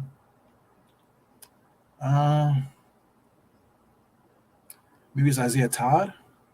Oh, no, Jordan Goodwin. I think that's who that is. I'm not sure. Not exactly sure who that is. Cam Reddish working hard on the inside to get his little baskets there. Grimes, Cam, he played himself out. Grimes is the real deal. Eru, is it crazy that he might end up better than RJ? I don't know about that, man. He has to figure out. Quentin Grimes has to figure out when to take a shot. He's being too unselfish out there. He's got to figure out when to take a good shot. I don't think Quentin Grimes is there yet. Once Cam get that mid-level exemption, he gonna wake up and start balling. I think that might be really accurate. If he ever got paid, if he gets paid, I think that he might start playing well. I don't know. Salute to Pudge. Yo, Pudge, I'm waiting for you, man. You sent me the email and stuff like that. Waiting on you, Pudge. Absolutely. Let me see.